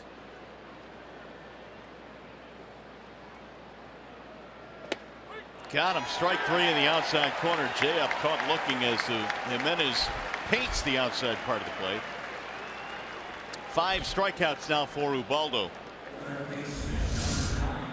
Yeah, nice job here with the glove from Caleb Joseph. Pulled it back ever so slightly and held it there to give Roberto Ortiz a really nice look at it. And with his glove presentation. Here's Castellanos. High fly ball left field. That ball is hit deep, and this one is going to go. It's out of here. Castellanos has put the Tigers on the board with a 2-out homer. And that would be Nicholas Castellanos' 500th hit in his major league career. Might as well do it in style. Absolutely. Hope he gets that ball back. Well, he will get it back. They threw it back. They just threw it on the field. Oh, no, he's throwing Adam. it back in the seats. No. Adam Jones, you're killing me. Look at the Tigers bench. He threw it in the upper deck. Oh, Tigers bench is like, no. Now, obviously, Adam didn't know that. No, he didn't know. He had no clue that was his 500th hit. He not only threw it in the seats, but he threw it into the upper deck. Here's ball one. He said, I'll throw it up there to somebody that'll appreciate it. 8-1 ball game now. Ball too low to Matuk, who is 0 for 2. That's also the first hit in the career for Nicholas Castellanos against Ubaldo. He was 0 for 12 before hitting that solo homer. Grounded to third, diving stop there. Machado to his feet. Save at first base. Mikey beats it out. Machado took a lot of time to get up. I don't think he realized how fast Mikey Matuk runs down that line, because once he dove, it just kind of took him a nonchalant time to get up and make that play, and Mikey busting it down the line gets an infield single. Now take a look at him here. He dives, gets up, takes his time, and then he fires it across the diamond, but too late. I think you're absolutely right. He had a chance to get him had he gotten rid of that ball quickly, but the speed of Matuk caught him by surprise. 8-0. You want to look at it, Buck? Really? No, they're not going to look at this, are they? They changed their mind. Well, technically 8-1. Yeah, 8-1. Excuse me. Yeah, on a play But that same close. point, though. You know what I mean? I know it. But then again, in this ballpark, and it's still very early in this game. And Victor has really good career numbers against Ubaldo. He has homered 4 times in his career against Jimenez. Ground out, fly out for Victor. Another hard hit ball by Matuk. Ball one. You know, you and I were having a conversation about their shortstop, Tim Beckham, and how he was the #1 drafted player by the Tampa Bay Rays in '08. Well, Mikey Matuk also was a #1 draft choice of the Tampa Bay Rays. So they've always liked two-way sports stars, young players, athletic. And Mikey fell into that same category, along with Carl Crawford and Rocco Baldelli and some of the other guys we mentioned in last night's game. B.J. Upton, Justin's brother. Tampa's always drafted that kind of player. Mikey's college ball was spent at LSU. Good program. Popped him up. Shallow left field. It's going to be Machado, and that's going to end the inning. However, the Tigers get on the board. Home run by Nicholas Castellanos. Gives the Tigers their first run of the game. Tigers baseball today, presented by Bell Tire.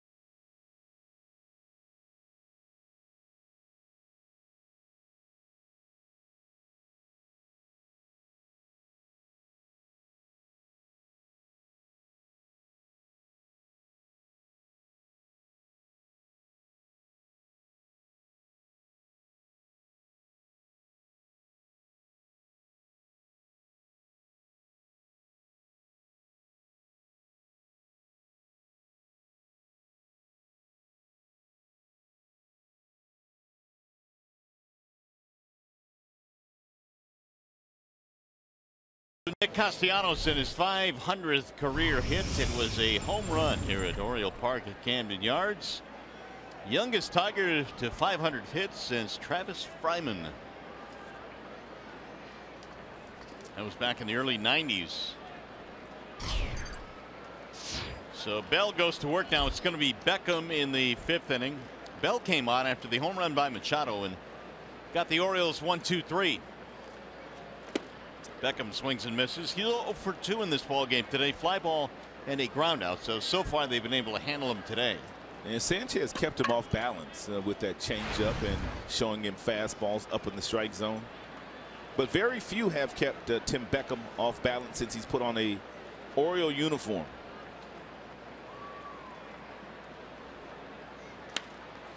Fouled away by Beckham. Heard Adam Jones talking about Beckham before today's game. He says he gives us a dimension that we really don't have. I mean, we're pretty much a station-to-station club, a club that likes to slug the baseball, but Beckham brings a sense of energy on both sides of the ball, and it's been welcomed by their team.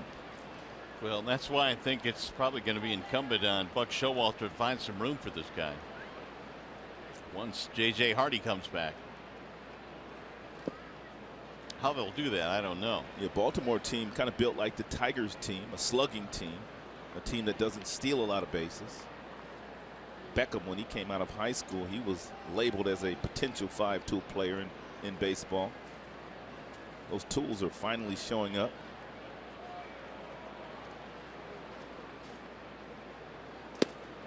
It'll miss inside. I mean, they don't make you the first player drafted in the country unless you can play. When you select first overall in the country and you select a high school player, there's an element of risk that goes with that. No doubt. Position player and pitcher. 2-2 is lifted foul. That's why so many general managers and front office personnel will overpay for a high school pitcher because they want to get them before they go to college. Before they log all those innings, they want to get them into their system so they can really protect them and bring them along the way that they would like to. In the past, college arms, they didn't have a real had a tendency not to really pay attention to pitch counts. You think?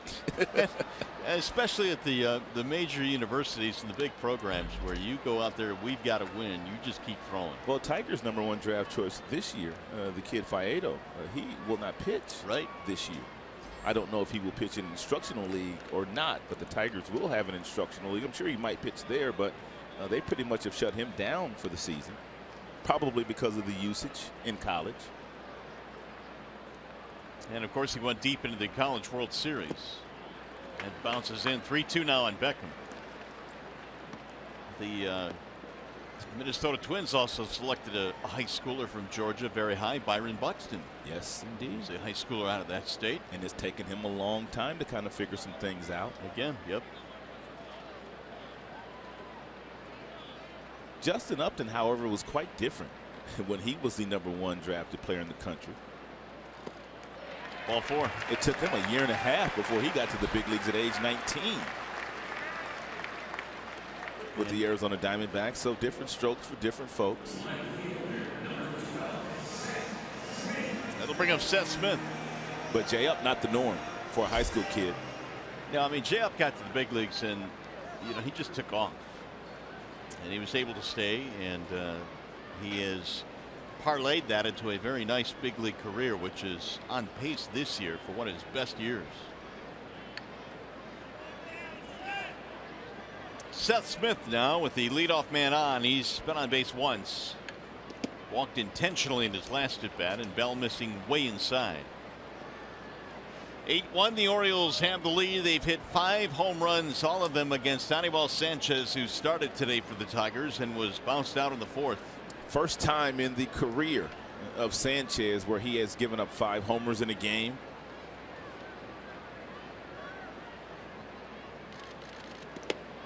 That's in for a strike. One of the things about Bell is that lefties hit him pretty good, though. 277 coming in. And when you see a left-hander that gives up good numbers against another left-handed bats, that means the breaking ball not necessarily and getting it away the way that they would like to. He does that time, though. But he just missed.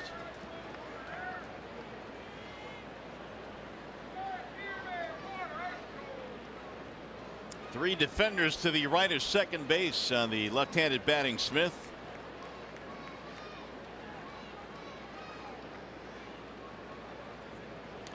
Two one has popped up, but headed back to the seats.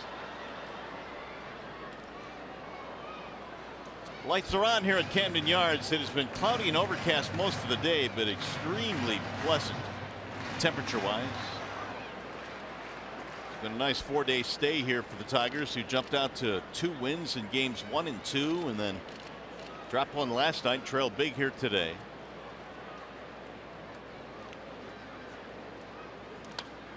Another foul back out of play.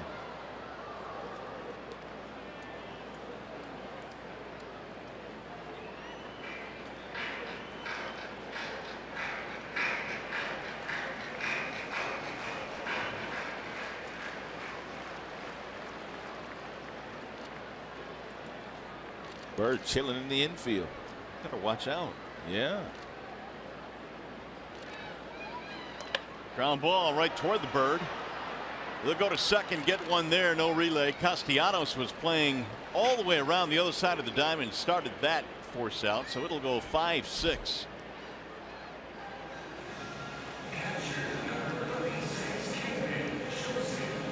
What did the Bird do on that ground ball? Looked like the Bird was trying to get to second before Beckham was. Took off in that direction. It's not a smart Bird when you pick the right side of the infield to catch a ball game from with the left-handed batter up there. Slapped out of play, 0-1. Caleb Joseph, the batter. Cannot blame the Bird for getting a good seat, though. No. Pretty sure that was not an Oriole. Strikeout, ground out for Joseph.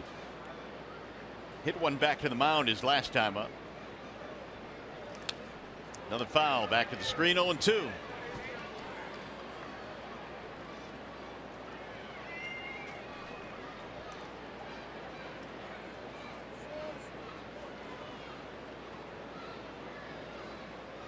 Orioles have had at least one man on in every inning so far, and they got a walk here in the 5th. And Bell trying to quiet this one down. They've given up 8 runs on 10 hits. Way inside.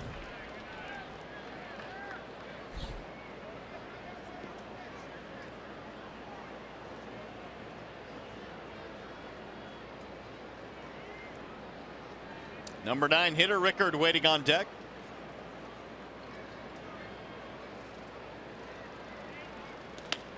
Chop to third. Castellanos goes to second. There's one. Relay is in time. Double play ends the 5th.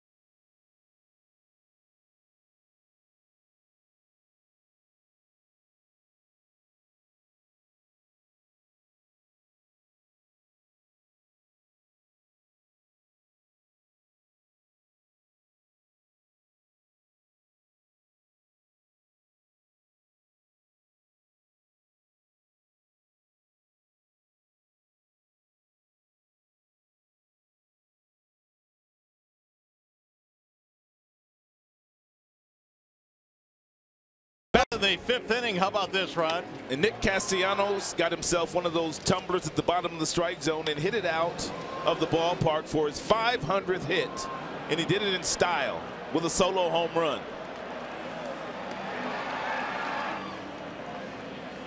They threw the ball back on the field as they do here at Camden Yards, and Adam Jones picked it up and threw it in the upper deck. Oh, no. Well, I wonder if Johnny Kane made his way out there. Guys, Soren and Solara right here in Baltimore. Soren's going through the new trading cards he just picked up. Tell me what you got in your lap here. You got something else here aside from the cards that you... A ball. Oh. I got a ball. Yeah, he did. Solara, you had a pretty good rendition. What happened here? So like a person threw it down there and then someone in the field threw it back up here. You caught it? No, my brother did. The ball. It went like right where she is, right next to her seat. Pretty good description of the events. Dad's here overlooking. I just wanted to tell you that was Nick Castellanos who hit the baseball, who plays for the Detroit Tigers. That was his 500th career hit. I really like the Orioles better.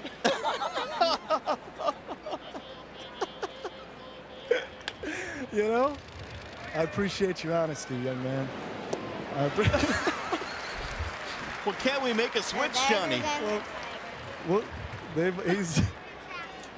All right, we'll see if we can.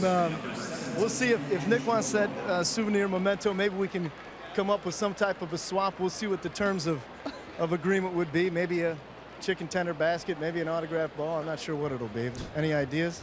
Chicken tender basket. What do you think, Mom? All right, we'll discuss the terms. Make sure Dad approves, but we'll see what we can come up with. All right, guys. Nice grab, by the way. All right, Johnny. That's perfect. I like the Orioles better. Yes, he did. You get them kids some chicken fingers, man. They'll do anything. Yep, here, take the ball. Go for it. There's a foul back by Romine. One gone here in the 6th. So Johnny Kane, he's been all over the place, probably working up an appetite too. And we'll have some more from Johnny later in the game, food related. You can count on it. An appetite and a lather he's working up. He was just over in the right field bleachers. Now he's all the way on the other side. He's doing some work now. Yeah, negotiating right now. Yes, he is. This line foul.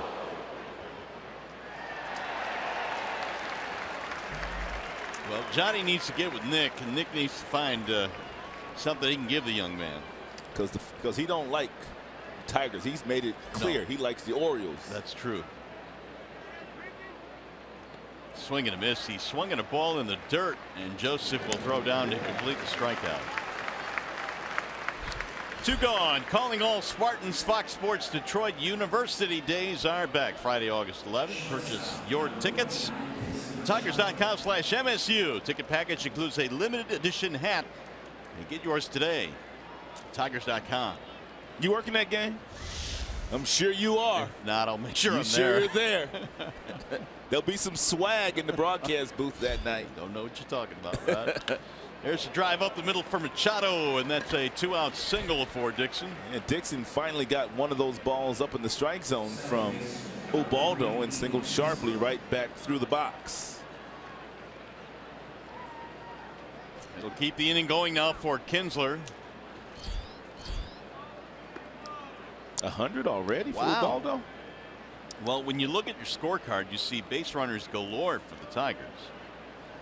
So he really has not had a very quick inning.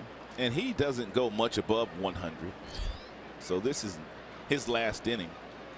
Possibly. Ian Kinsler, a single, double, and a fly ball. Ubaldo threw 100 pitches exactly in his last outing. And his season high this year is 112.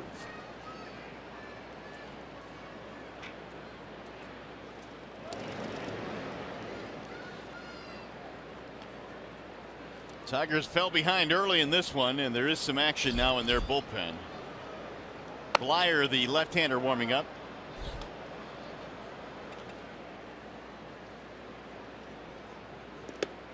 It'll miss high, 2-0.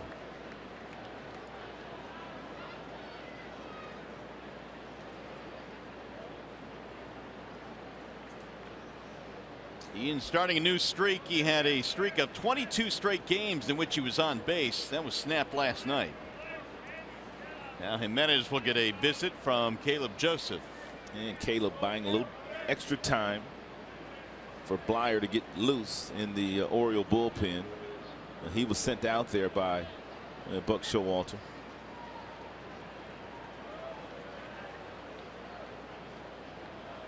Tigers' only run coming on the home run by Castellanos in the 5th.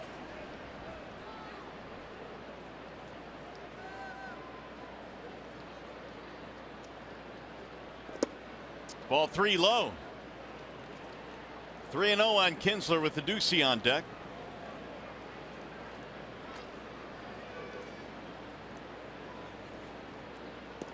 That's in there. Strike 3-1. And pitch usage for Jimenez today, 60% with the fastball. Splitter and slider 18%, not many curveballs. Runner goes. And it's ball 4 low. And so now a single and a walk here in the 6th for the Tigers. It's going to be it. Buck Showalter going to the bullpen. Jimenez got 2 outs here in the 6th inning, but now he's going to leave. Wallside Windows pitching change will return.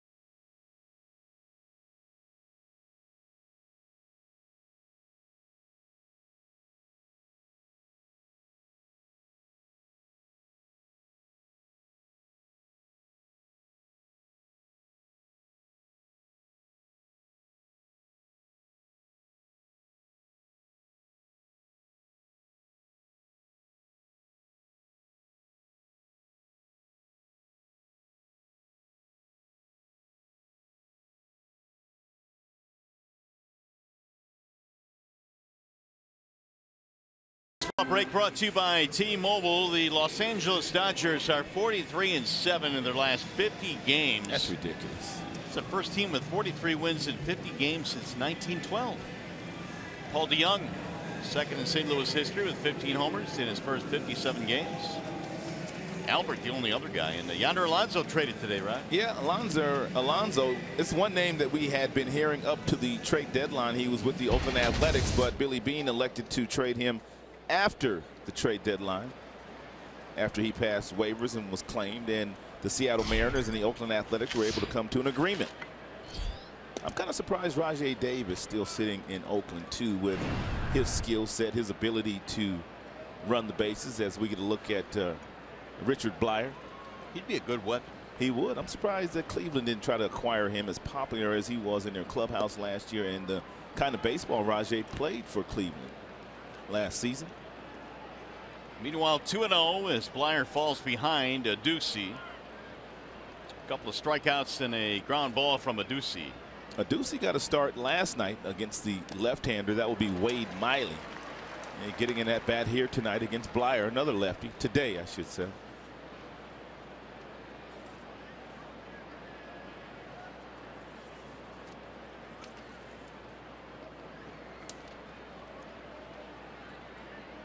Two-one is swung on and missed. 2-2 on Ducey. And for the most part, Blyer just features 2 pitches. That would be the four-seam fastball and the cutter. He throws the cutter 32% of the time. He does have a changeup, but he does not use that pitch very often. The 2-2. High chop first base side foul. Well, if they can get a deucey on, you've got Upton waiting on deck, and you can change the complexion of this game quickly. Jimenez got 2 quick outs here in the 6th, and he gave up a single to Machado and a walk to Kinsler.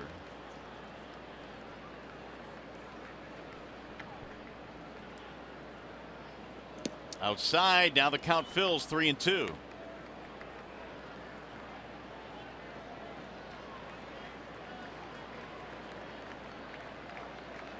Tigers will start the runners here with 2 outs.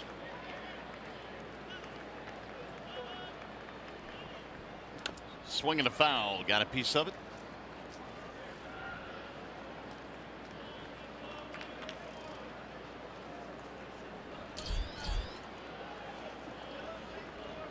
Oh, wouldn't it be something? J-Up came up here with the bases loaded again. Oh my goodness. Against a left-hander too. He's been destroying lefties all year. His wrist numbers are about 362. So ground ball to first. That is a foul ball. Hopefully Mr. Odusi can make that happen for us.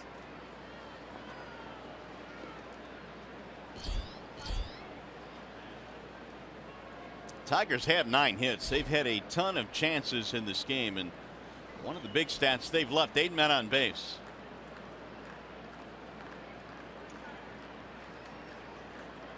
Blyer again with the 3-2 with the runners going, and a fly ball left field. Going to be playable though. Smith under it to retire the side. No runs, a single, a walk, 2 left.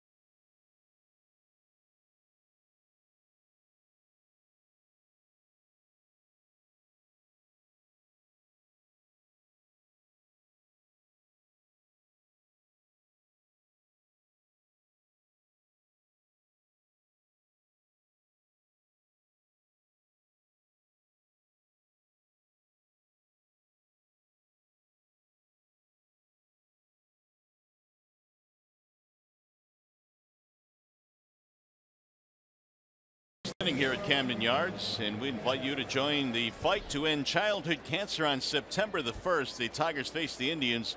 It'll be a 7:10 start. Special ticket package includes a t-shirt and a donation to pediatric cancer research. Tigers.com for more information. Bell goes back to work facing number 9 hitter Joey Rickard, then Adam Jones and Manny Machado.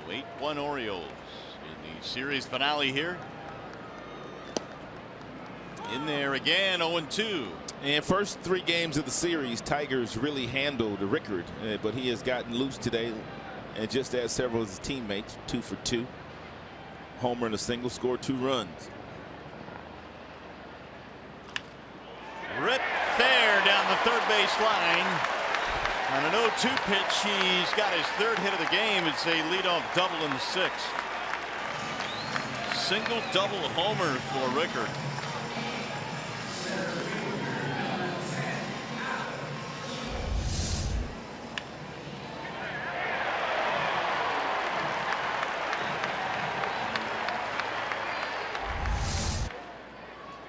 Orioles now have 11 hits here this afternoon. That'll bring up Adam Jones.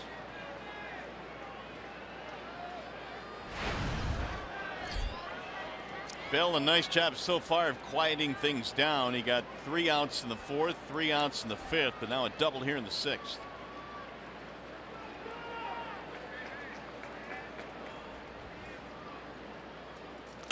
Jones fouls it off 0-1. Adam Jones is signed through the 2018 season. He signed a 6-year deal with the Orioles. Nice friendly deal for Baltimore.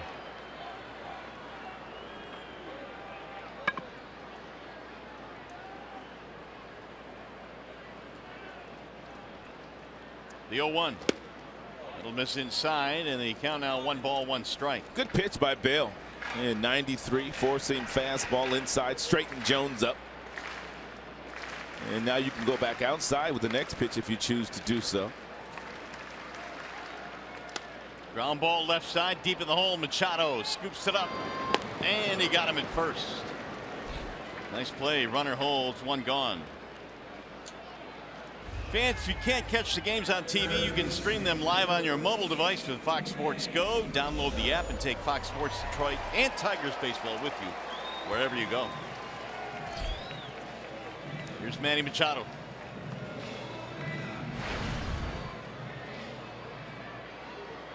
Big day for Machado. Single, double, homer, 3 RBIs.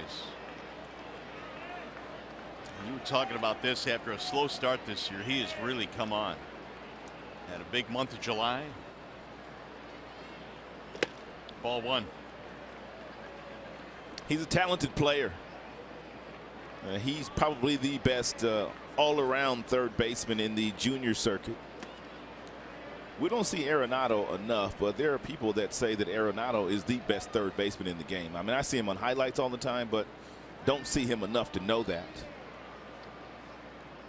We'll see him in a 3-game series later on in Colorado. And this much we do know, that Arenado is in the MVP conversation right now with the likes of Paul Goldschmidt, Bryce Harper in the National League.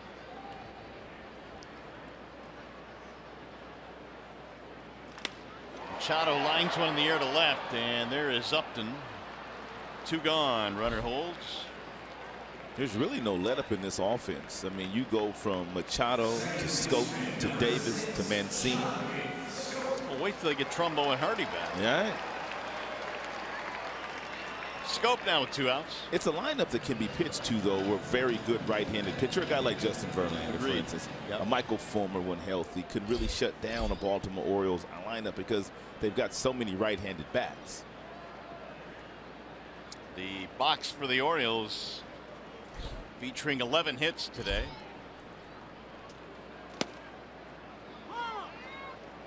Scope a 2-run shot in the first inning, the first of 3 consecutive homers. And before the day was done for Sanchez, he allowed 5 home runs. And he gave those 5 home runs up on a variety of different pitches. And Scope, he hit a breaking ball out early in the game.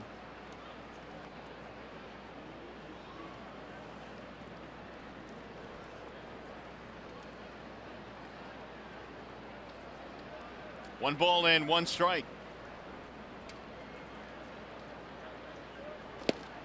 Inside. Tigers this year have won 4 of the 6 between these 2 teams, but really all of them very competitive. All of them decided by 3 runs or less. But today, an 8-0 lead early on for the Orioles. And now 8-1. Swing and a miss. First 3 games of this series, all 3 games were very entertaining. Tigers taking 2 of the 3 after dropping last night's game 5-2. It has been a highly entertaining season series for these 2 teams. Now the 2-2. Swing and a miss. He struck him out. Scope is out of there.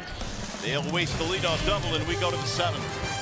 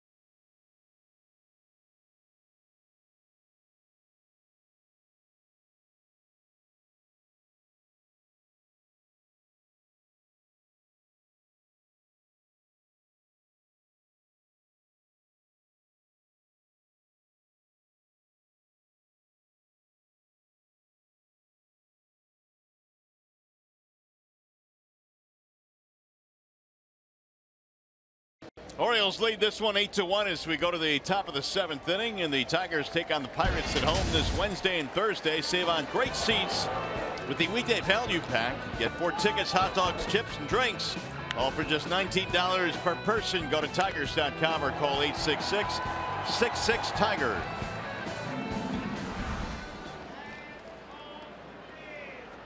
Tigers fans looking for something to cheer about here as we go to the 7th inning. Upton, Castellanos, and Matuk facing the left-hander Blyer.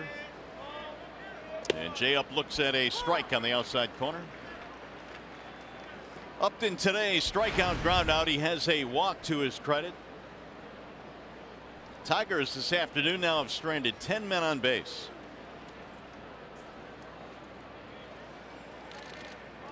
Ooh, swing and a miss there by Upton, and the count now is 0-2. Yeah, Tigers have gotten a bunch of hits today, 9 to be exact, but they haven't gotten a big hit. Here's the numbers on Justin and how he's been destroying left-handed pitching this year. .354 with 6 homers and 21 driven in.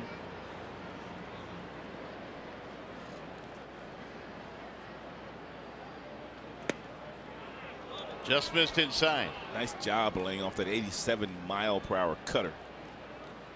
Blyer throws a lot of cutters.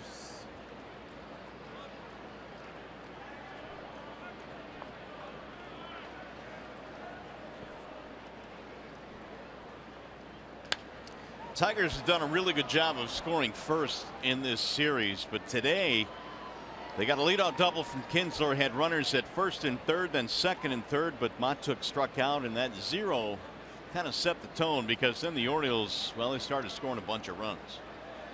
And the Tigers have been leaving guys on base all day.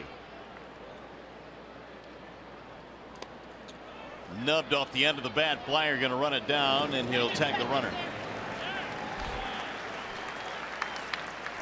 Well, just like we promised you earlier in the game, it's Miller time, and it is brought to you by Miller Lite. Nicholas Castellanos last half inning hit his 16th home run of the season into left center field. It was a split-fingered fastball at 74 miles an hour, and it was also his 500th hit in his major league career, and Adam Jones did not know it. He threw the ball in the upper deck.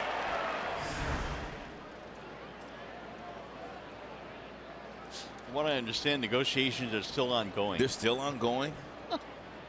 I thought Chicken Fingers had a deal done. Dad must be driving a hard bargain. Dad put the kibosh on that. Oh, he put the kibosh on the Chicken no Fingers? Chicken Fingers. We got to do better than that.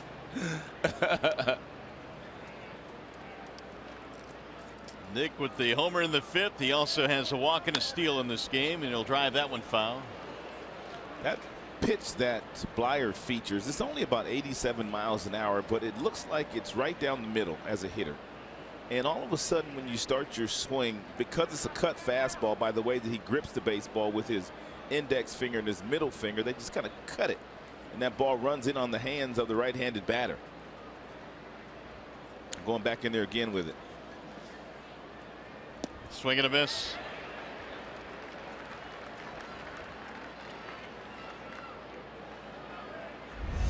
Now watch this pitch right here. Looks like a 4-seam fastball all the way, and then all of a sudden that last motion right there just takes off inside on Nicholas.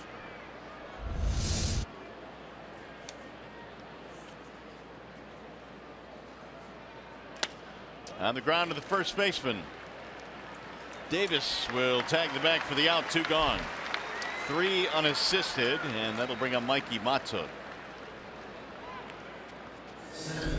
Over his last 26 games, Blyer has an ERA of 0.84. It's pretty good. He has given up 3 earned runs in 32 innings in that stretch. Nothing wrong with the Baltimore bullpen, but they've got to get their starting intact if they're going to make a serious run at the wild card. Matuk the batter. Single in 3 at bats. Bouncing ball to second. Right at Scope. It's going to be a 1-2-3 inning. Tigers go in order here in the 7th. Now Johnny Cain's been all over the place. Where's he going to next? We'll find out. Coming up, the McLaren Health Plan 7th inning stretch.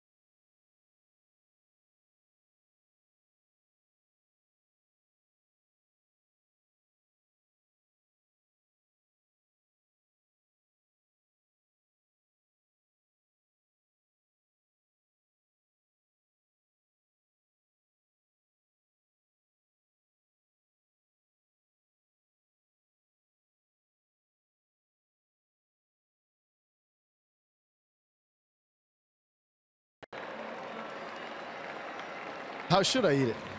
With a fork? There you go. Oh, Dion's got jokes, huh? Take a fork, break a piece off, put it inside the tartar sauce, put it in your mouth. All right, my man, thanks. Thank you. Diaz got jokes, Yeah, huh? Diaz said with a fork.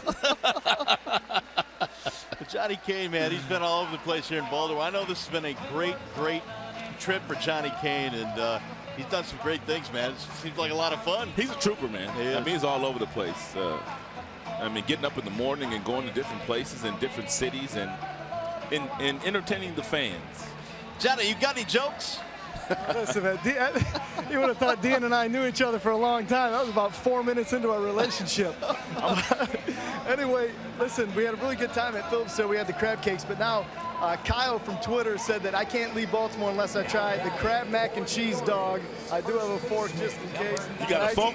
I got a fork, and I accidentally got some mac and cheese on the mic flag. But I'm going to get after this for a little bit, and then maybe we'll circle back. But the guy said it's unusual, but it's worth it. Crab mac and cheese dog. All right, Johnny, thank you. Johnny's summer adventure here in Baltimore is our 1-800-CALL-SAM call to the game. And, how does Johnny stay so slim? I don't know, man. He was out for a run earlier this morning in the harbor, so. Well, good for him. He can afford to eat that right now. And apparently it looks pretty good. Good for Johnny. Be nice to be shared. First pitch fouled back out of play. Now, I like some lobster or some crab mac and cheese now. I don't know about on the hot dog, but apparently Johnny's digging it. Yeah, I don't know about the dog either. By itself, definitely. Chad Bell back out there as we play in the bottom of the 7th. Davis, Mancini, Beckham for the Orioles. They lead 8-1.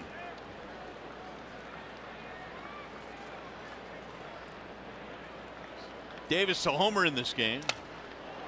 Little pop-up, shallow left field off the end of the bat. Mike Trout. Machado, great play. Dixon Machado sliding in short left center. Tremendous play. One gone. We've always known that Dixon could man the shortstop position, but he does a very nice job here doing a Jose Iglesias impersonation, running way out in the left field to catch that baseball. It's a nice play. It'll keep the leadoff man off the bases. Trey Mancini stands in. Tigers have made some really nice defensive plays in the 4-game series here at Camden Yards. You know, I agree. And really, every spot on the defensive alignment has turned into a pretty good play, it seems. Yep, everybody. I mean, Castellanos made a couple of nice plays. Iglesias made some spectacular plays. Mott took some nice plays. Aducey, nice throws in second base, throwing out runners. Joe Jimenez warming up in the Tigers' pen. Meanwhile, 3-0 the count now on Trey Mancini. And Mancini will not be swinging here 3-0. In there, a strike called.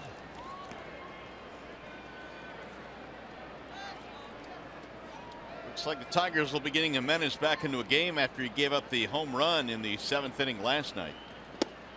There's a strike. Mancini thought he had a walk.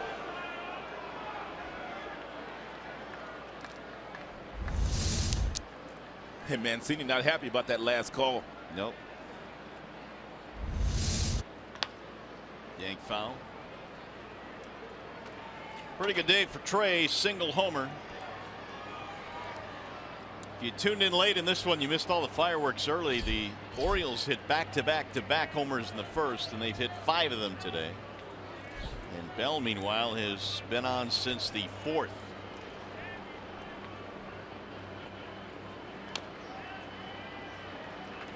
Three-2, the count stays on Trey Mancini.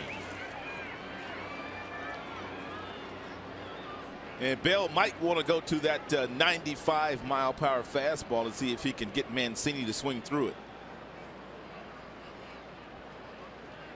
Here it comes.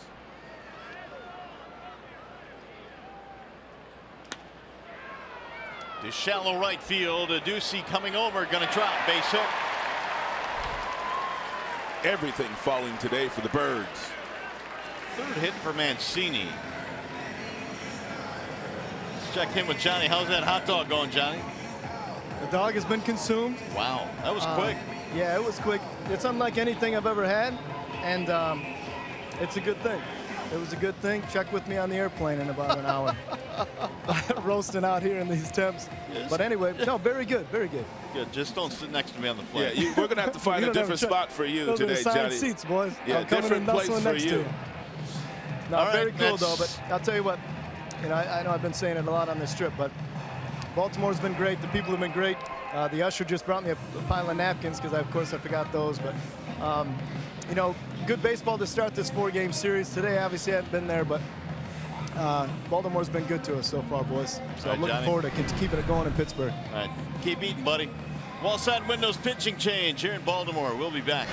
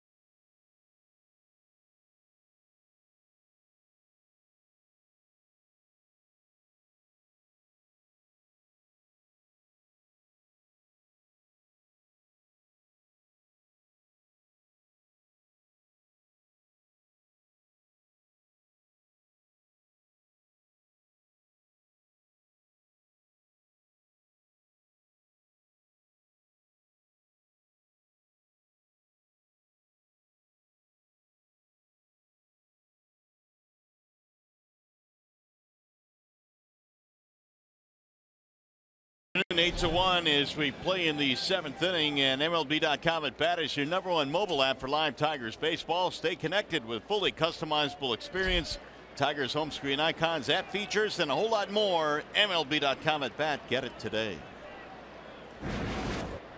Joe Jimenez coming out of the Tigers bullpen now. Tim Beckham will face him. He fouls it back. 0-1. Hey, good to see Joe back out there for the second consecutive day. The situation that he faced yesterday was much more of a high leverage situation. The score was tied at 2 when Joe entered the game. He gave him a home run. He took the loss in last night's game. Wellington Castillo hit the home run against him last night. It's a 2-0 fastball at 96 miles an hour. 0-2 on Beckham. 1-out single by Mancini signaled the end for Bell, who did really good work today. Did not allow a run.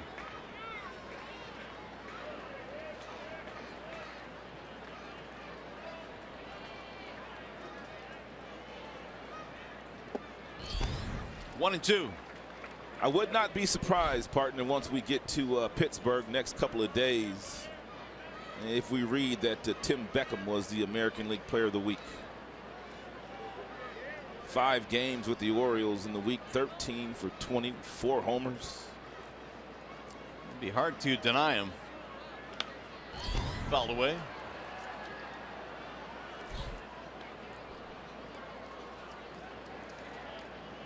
Beckham really has put on a show since the trade that brought him from Tampa Bay.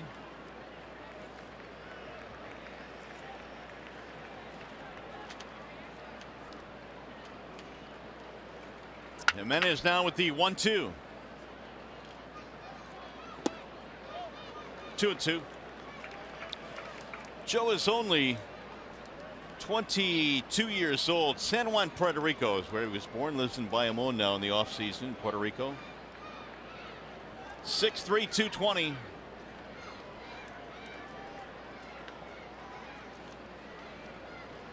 2 what? 20. Here's a bouncing ball to third. Castellanos will go to second. There's one. Relay is not in time. 2 outs now. Nice attempt here at a double play. And Castellanos starts it. He gets to Ian Kinsler. Ian comes across the bag and tries to get rid of the ball quickly. He knows he has to. And because of the speed of Beckham. Nick slides over to the right side of the infield now for Smith. Smith was walked intentionally back in third.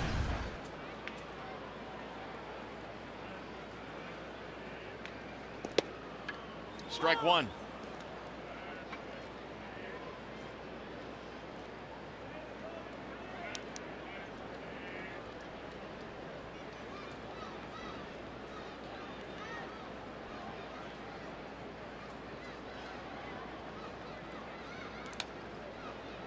Oh, and 2 now on Smith.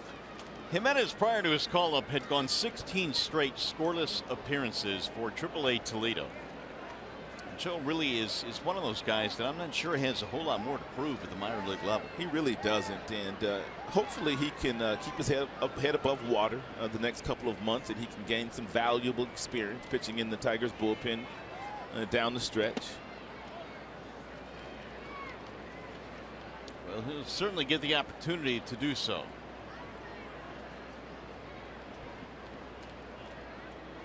You mentioned that Jimenez is from Puerto Rico. He played for the Puerto Rican team in the World Baseball Classic this spring. They lost that championship game to the United States.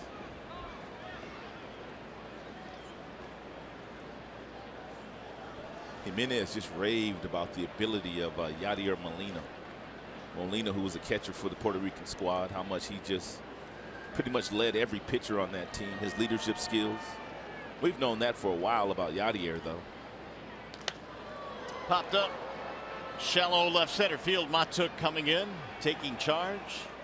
And that'll end the inning. No runs, a hit, 1 man left. Tigers baseball presented by Bell Tire.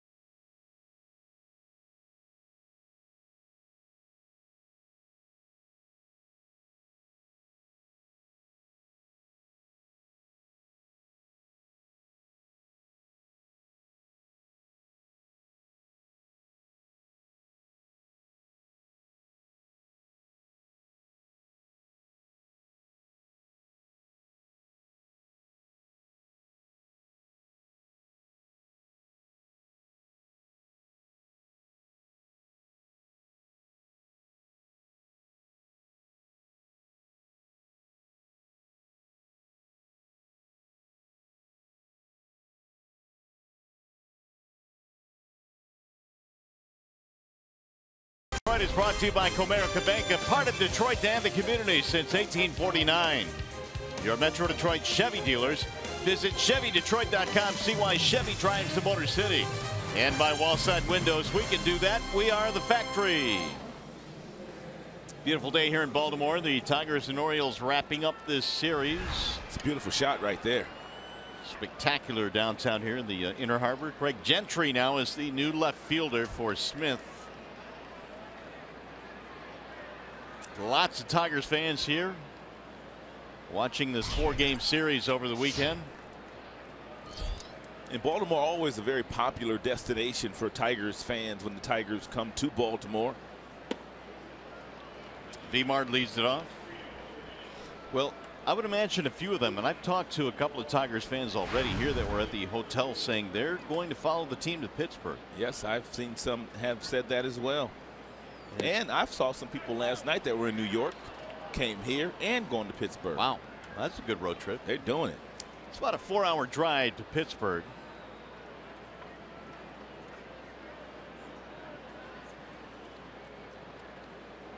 One ball and one strike. And Vimard went around, strike called. Hicks and then Romine to follow here in the Tigers' 8th, 8-1, the Orioles lead. You gave some numbers on Blyer and just how good he has been lately. His top fastball, 89 miles an hour, which is the perfect example for the kids at home. You don't have to be a hard thrower to have success at this level if you can locate. Certainly not overpowering. No. But the numbers, ERA of under 1 in that stretch that we gave you. The 2-2 is hit to the shortstop on one hop. Beckham stays with it. Vimard is out, one gone. Here is the upcoming matchup. We should make that matchups presented by Wallside Windows. The Tigers have a pair in Pittsburgh coming up.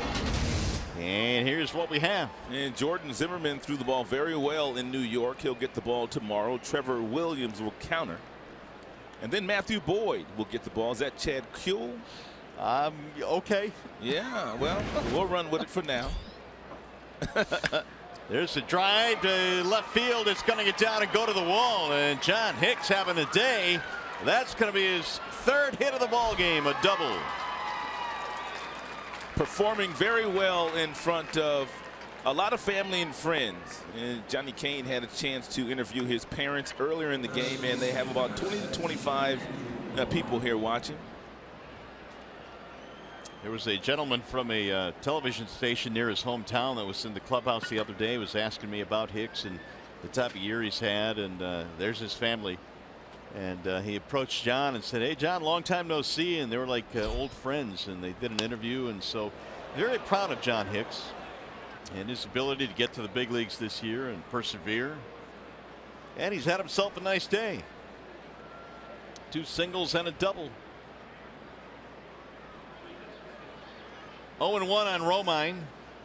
He's had 2 hits himself today, and Andrew fouls it off. Did you know, partner, that earlier this year the Orioles tied an all-time record by giving up 5 or more runs in 20 consecutive games? Wow. They gave up 5 or more runs in 20 consecutive games from June 3rd to June 23rd. And they somehow won 6 of those games. Here's a base hit. Hicks will go to third and stop there, and Romine has his 3rd hit of the day. The bottom of the Tigers order today has gotten a ton of hits. That is 7 hits combined between Hicks, Romine, and Machado. And here is Dixon.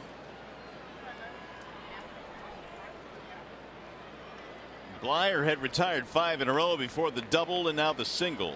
So 7 of the 11 knocks today recorded by the Tigers have come from 7, 8, 9. And Simo's favorite words, bottom feeders. Yeah, they've been eating today. Problem is, Tigers have not been able to score those guys. No, they've left 10 on. They haven't been able to cash in. They're 1 for 10 with runners in scoring position today. 11 Tigers hits.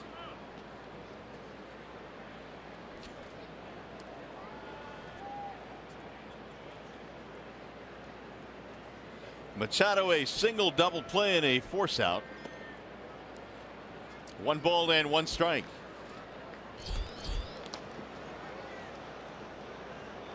Michael Givens, who gave it up a couple of nights ago, is tuning up in the pen. Yeah, he came in and he was having as good a year as Blyer is having as far as his numbers were concerned. The Tigers, it got to him. Single by McCann, single by Iglesias, a key walk by Ducey, and the big grand slam by Justin Upton, his 3rd of the season. Here's all that production you were talking about at the bottom of the lineup. Yeah. 7 hits for 789.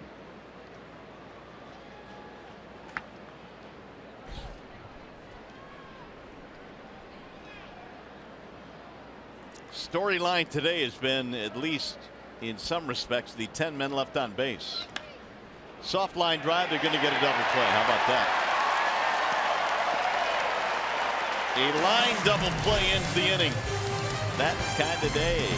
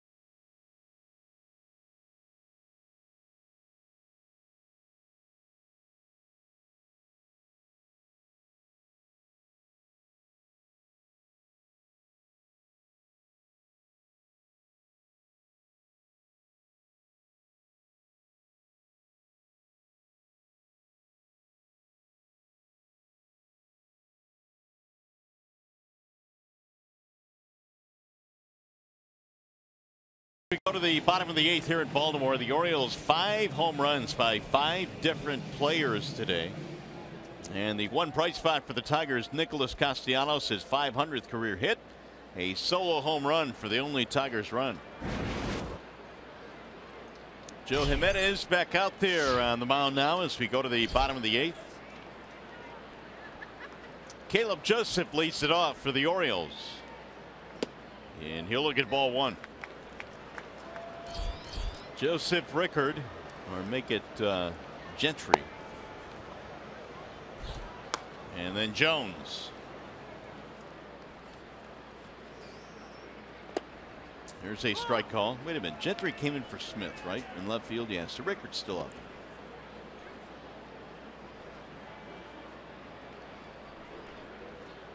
Jimenez with the 1-1.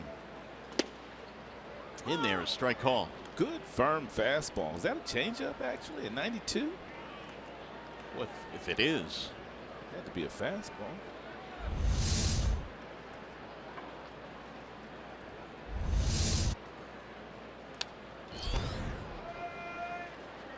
One and two.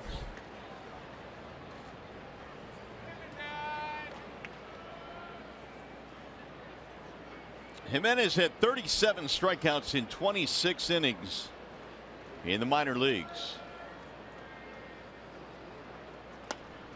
It'll pop up back first, going to drop, and a fair ball.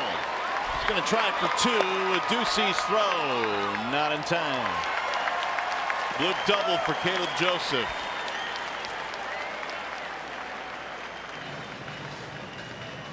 Speaking of the Tigers minor leagues, how about the West Michigan Whitecaps 29-11 record in the second half of the year.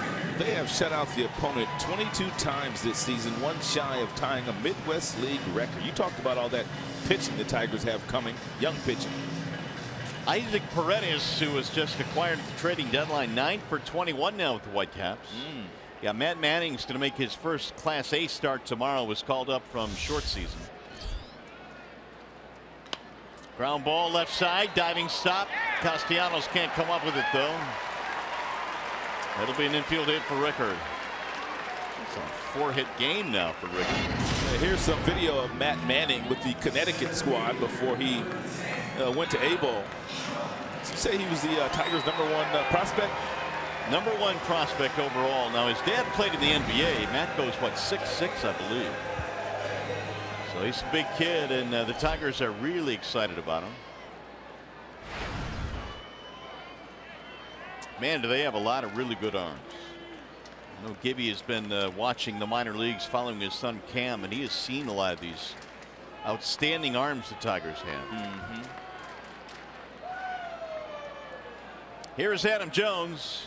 2 on, nobody out. Jones lines one to left field. Hooking foul. I caught up with the general manager Al Avila before he left New York. He said he was going to head back to Detroit, and he was going to go back out and watch a lot of the minor league kids again.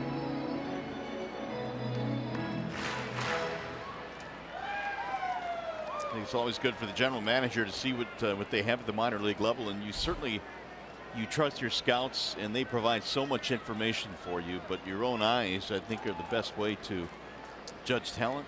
Alan Trammell was really excited as well, getting that back down to the minor leagues and watching some of the newly acquired infield talent the Tigers acquired at the trade deadline. 0-2 on Jones. Adam Jones is up there swinging, man. You know, we've talked about that this entire series, and really when you think about it, for as aggressive as he is, it's amazing he puts up the numbers that he does. Right. 7 straight seasons with 20 or more homers for Adam.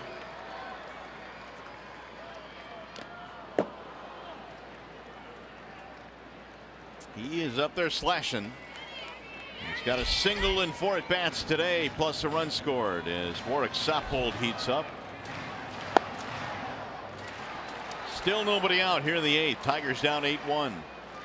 Jones has grounded into quite a few double plays. He's got good speed, but he takes such a big swing that he does not get out of the batter's box very fast.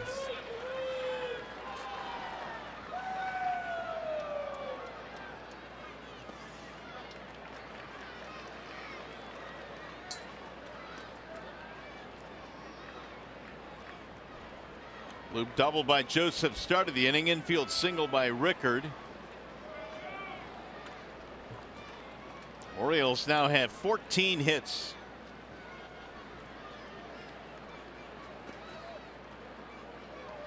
The 1-2 to left field, sinking. Upton will not get it. They'll drop in a base hit, and they are loaded up.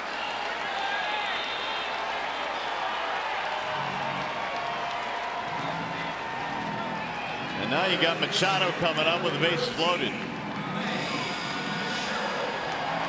Second hit for Jones. Here comes Rich Doobie out.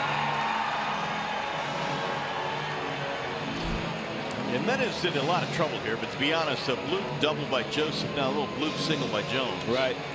And an infield hit. Yeah, they're not necessarily tearing the cover off the baseball. And I'm sure that's what Rich Doobie is telling him. Just relax and try to throw yourself a ground ball to help yourself to get out of this inning.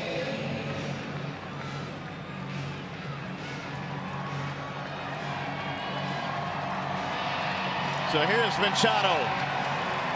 Nobody out. 3 hits today for Manny, looking for a huge day. He's already doubled and homered. In fact, he's a triple shy of the cycle.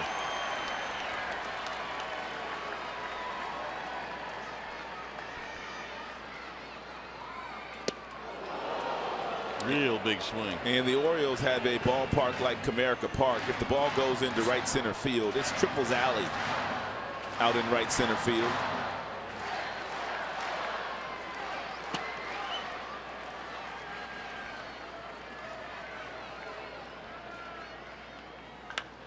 Driven deep to left field. It's going to go foul.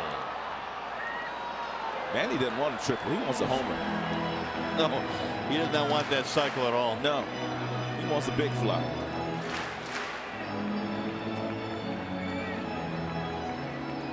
Oh, 0-2 on Machado.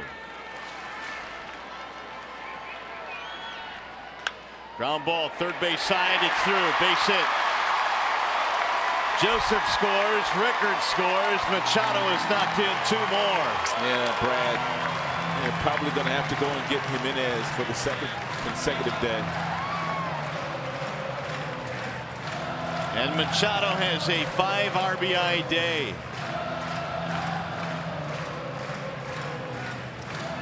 It'll be it for Joe Jimenez. He will face 4 batters here in the 8th.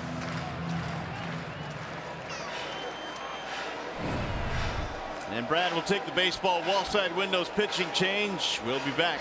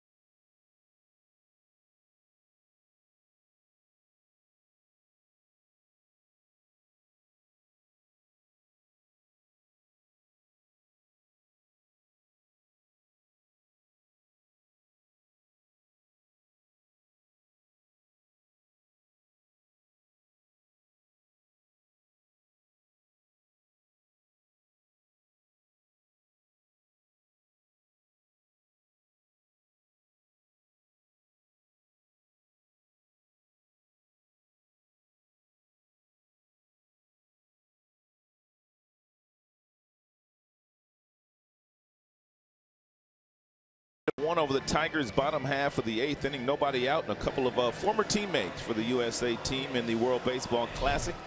Jones and Kinsler chopping it up a little bit. Well, Jones, the Orioles have the upper hand today. We remind you to join us back here tomorrow. The Tigers start a 4-game home-and-home series against the Pirates.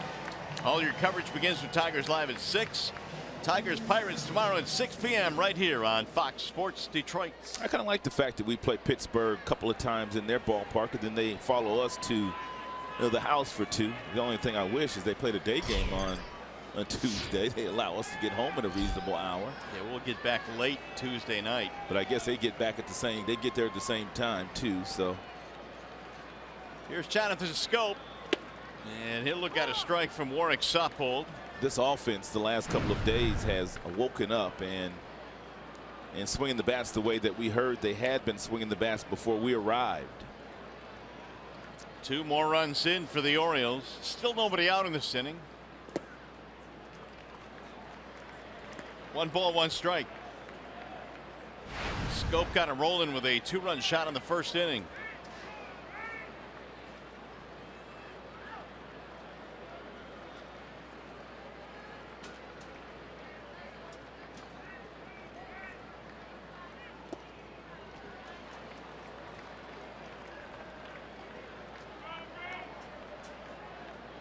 Doubled by Joseph, single by Rickard, a base hit by Jones loaded him up, and then Machado singled in 2.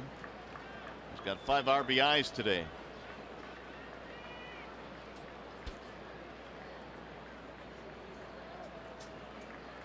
Here's the 2-1. Right in front of the plate, but foul. 2-2 on Scope.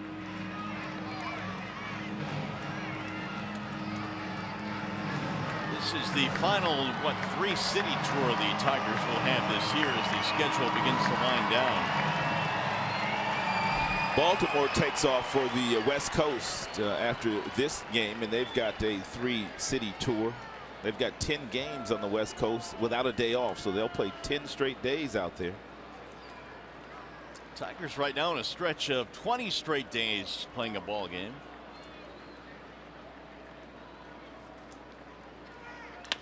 Ground ball left side. Machado can't handle it. Stays with it though and throws for the force at second. That looked like it should have been a base hit for Scope. I don't know if Manny was running hard or what, but I'm surprised he was thrown out at second base on this play. Aren't you? I'm stunned, actually.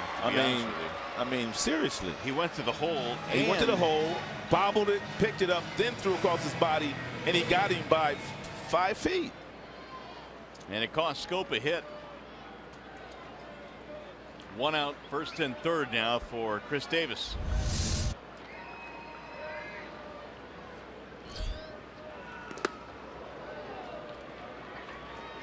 Davis a home run in the first. The Orioles with 5 homers today, all of them against the starter Sanchez.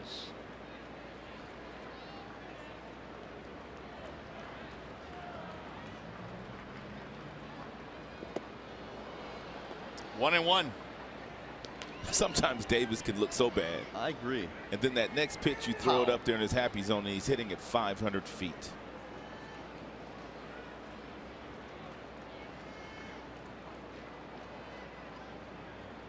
Davis really only 1 hit in the series. That was the home run back in the first. So they've pitched him well. He's had a couple of walks.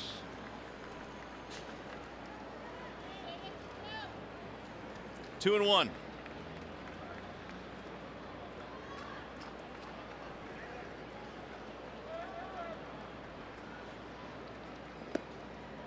Three and one. Jimenez started the inning, gave up 4 hits, and then had to leave with Soppold coming on here in the 8th.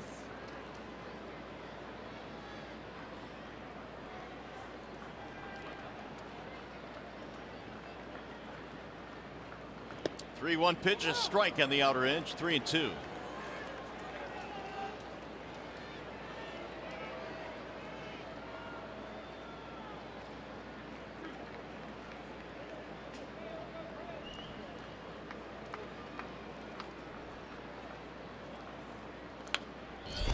Again, this is really the only lopsided score in this season series. Every other game decided by 3 runs or fewer. JV did his thing. Boy, did he. His next start will come next Wednesday at Comerica Park against the Pittsburgh Pirates. Verlander has always dominated the National League. Ground ball to first. Romine will take the out at first base. A run will score. RBI for Davis.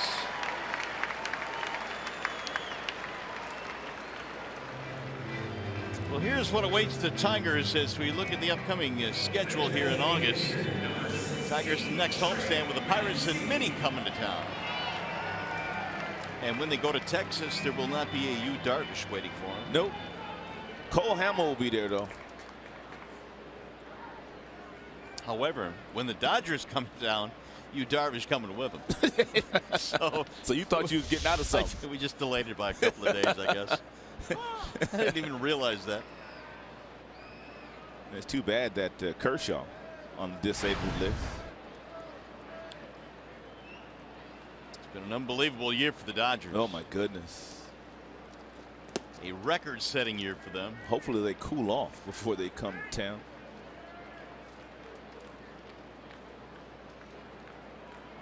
Three more runs in here for the Orioles. They lead 11-1. A lot of crooked numbers on the scoreboard today for the Birds. Trey Mancini. 1-2.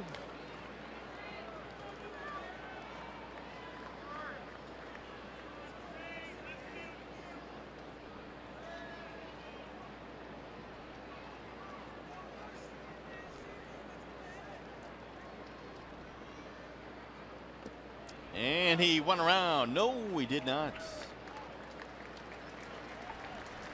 Did he say held up?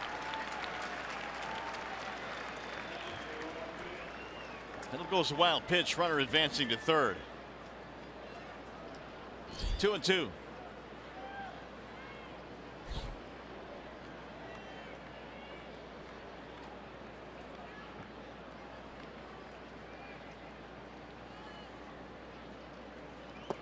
Low ball 3.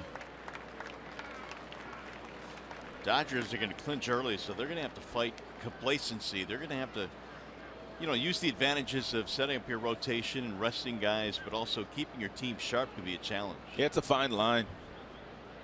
Any team that has to go through it, I mean, you just don't know how you're going to keep your guys focused and keep them playing hard. And well, they'll play hard, but it's just if you give guys too many days off, you just never know what will happen at the end of the year. Whereas teams that have to fight their way into the postseason are probably playing their best baseball. 3-2. The Dodgers are just destroying the rest of the American League, the National League West, though.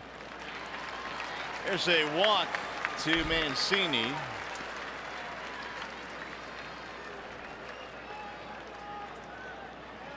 One of those ugly days for the Tigers. Well, the one guy that had been destroying the Tigers the entire series, Tim Beckham.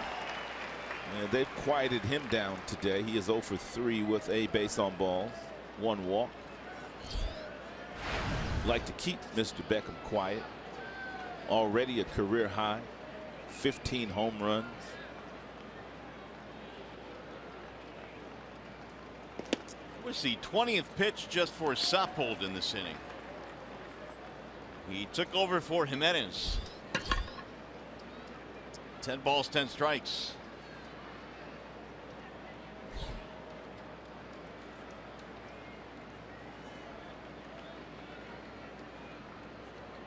Now the 1-0. 2-0 on Beckham. And dangerous count here for Soppold if he decides to throw Beckham a fastball. And Beckham has been driving the ball to all parts of the ballpark. He's tripled in the series to right center field. He's homered 3 times. He won't get cheated on a fastball. Line drive right field. Aducey back, looks up off the wall. 1 run scores. They're going to hold the back runner, which is Mancini at third. It's going to be an RBI hit for Tim Beckham. 2-0, and to a guy like Tim Beckham these days, you're asking for trouble.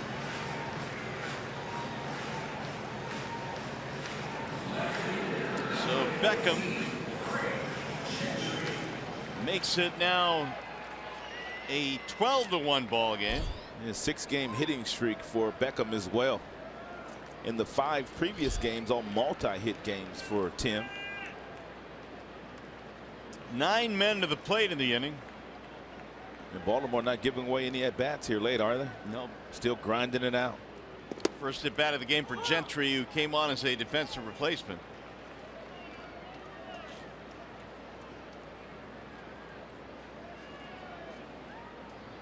First and third, 2 outs. Grounded right back to the mound. Soppold will take care of him, and that'll end the inning. It's a 4-run 8th. We go to the 9th.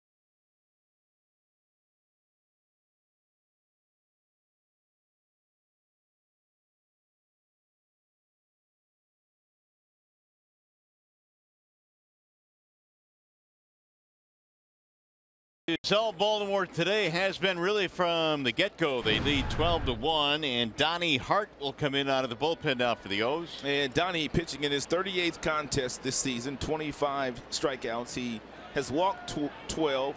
He's only given up a couple of home runs. He doesn't use his fastball that often. He really loves his slider. He uses that 34% of the time, 18% with the changeup.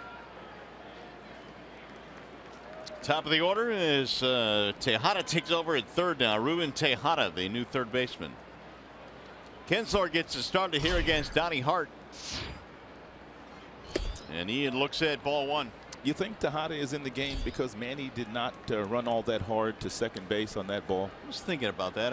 What are the other reasons he would take him because out? he didn't take anybody else out of the game. No. So he hasn't taken any of his veterans out. Jones is still out there. Davis is still out there. I bet that's what it was. Ian on base 3 times to this game. Single, double, walk. Ahead in the count, 2-0.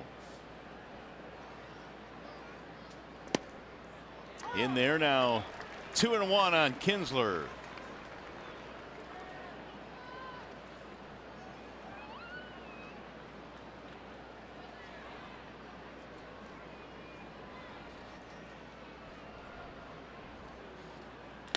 There's a base hit to right field. Kinsler has a 3-hit day. He's had a nice day. Nice pick to stick for you today. Thank you very much. You know how to pick them, dude. Single, single, walk, double now for Kinsler. Simo know how to pick them too. Simo had Upton today, right? You said it. Jay Up's going to get another at bat. Yeah, he is. Here's a Ducey. There's a strike on the inside part of the plate. And Jeb gonna get another at bat against a left-hander too. Right. Seymour might have the last laugh here.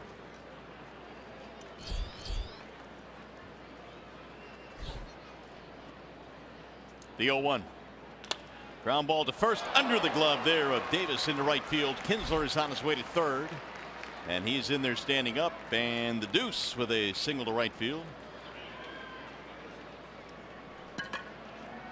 2 on, nobody out for Jay Up.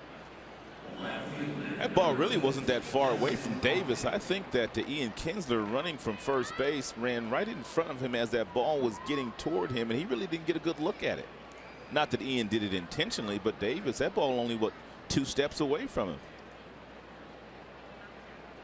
That'll be the 13th hit.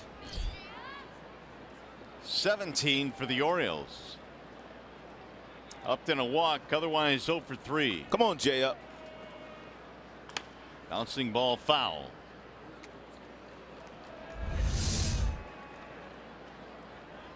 Yeah, Ian stayed there quite a ways, and he was right in front of Davis, and Davis really never saw that ball because Ian was right in front of him.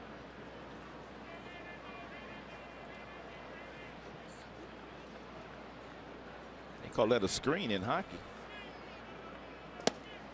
In there, a strike called, 0-2.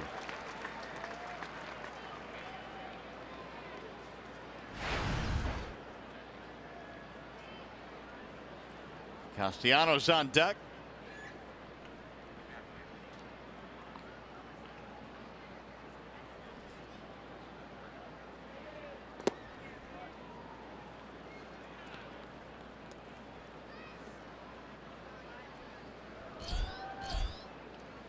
Tigers today could not do a whole lot against Ubaldo Jimenez, although they were threatening against him most of the day, so their box score is still pretty filled. And the Tigers historically have had really good numbers against Ubaldo in 23 prior starts against Tigers bats. Ubaldo not very good, ERA approaching 6. A lot of fist pumps for that little dude. Looking sweet, got his glasses on. Little camo going. Yeah, he does.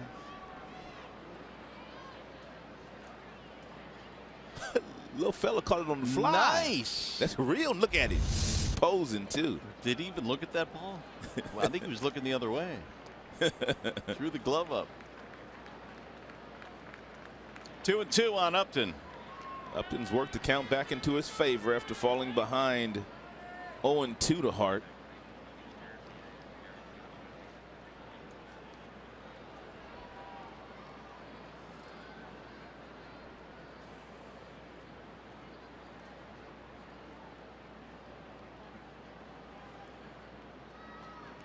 Runner goes. Ground ball left side. Beckham will throw him out. Scoring from third, Kinsler. He got Jay up a stake there. A Ducey on the move.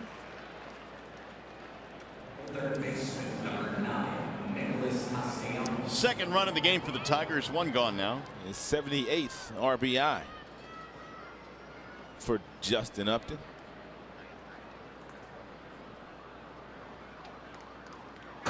How about a nice bounce back day for Ian Kinsler, man? After punching out 3 times yesterday, comes back with 3 knocks, 1 run scored. Pretty good day. Yeah. Starting that new on base streak. Nicholas now, he homered back in the 5th. Ground ball to short. Beckham has that one. Nick is out. Runner advances. 2 gone.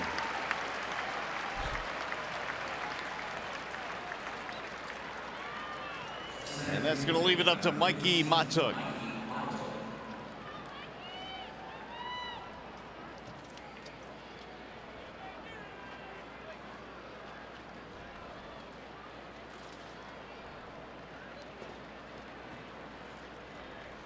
Mikey today has an infield hit, 1 for 4.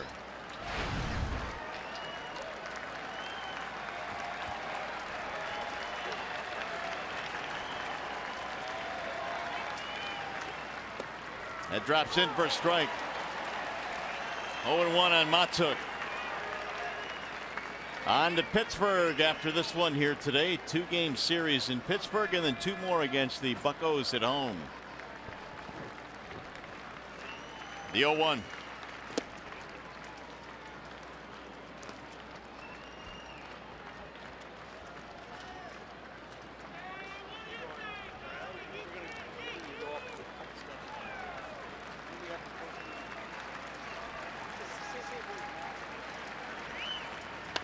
Grounded foul. Now the count is 1-2 on Matuk. Hart trying to close this one down. You'll hear from Brad Ausmus on Tigers Line postgame coming up. Johnny Kane working the Tigers locker room. Yeah, Brad won't have a whole lot to say about this one, but he will comment on it. Here's the 1-2. Fly ball in the air toward right field. And it's going to drop. Base hit. Bloop single for Mikey to keep the game going. Yeah, the Orioles have gotten their fair share of bloop singles in the game today. Tigers chipping in with a couple as well. Ducey comes in to score to make it 12-3.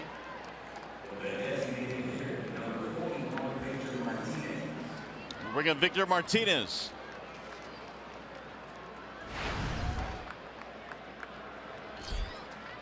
B. Marty is 0 for 4.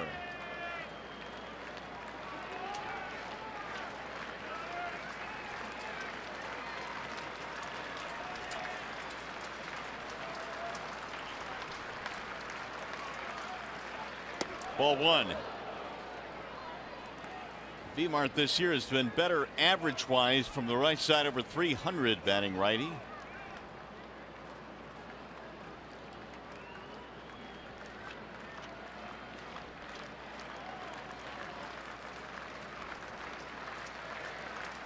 Here's the 1-0 with the runner going. Swing and a miss. No throw down to second. Matuk goes in standing up.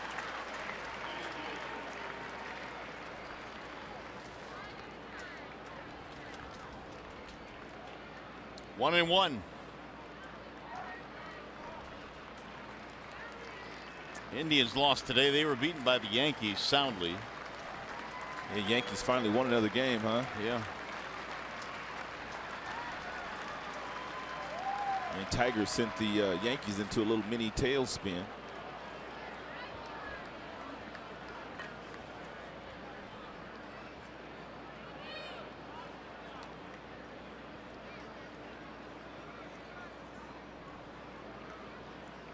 Hart about to throw his 20th pitch. He's had a struggle closing this one down here with a huge lead. 12-3 in favor of the Orioles. 1 ball, 1 strike on Victor Martinez.